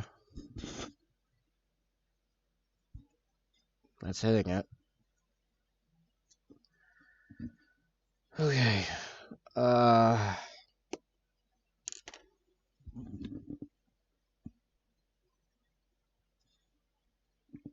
do I keep going?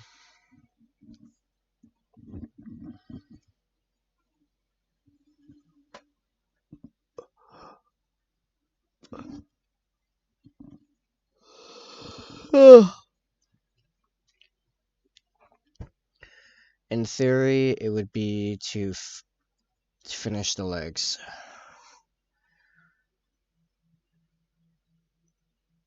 It sounds painful.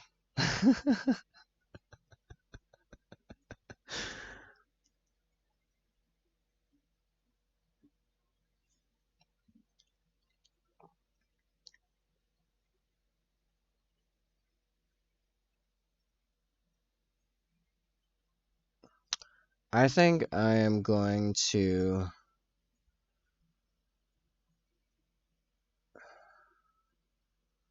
I think I am going to call it here. So I can try to do some kind of recovery so we can hit Saturday. On Saturday, hit the ground running. Have a good Saturday stream, in which we'll finish the legs and maybe work on the cape or something. I don't know. I keep thinking like I'd like to get this guy in the base, but I gotta do a sword, so I don't know if I feel ready for that nonsense yet. I don't know. We'll keep working our way up all the white armor and stuff. But yeah, we finished his right leg entirely. His right leg's done. Although I might go back and work on that pistol grip more because it keeps bugging me for some reason. And bomb half of the left leg.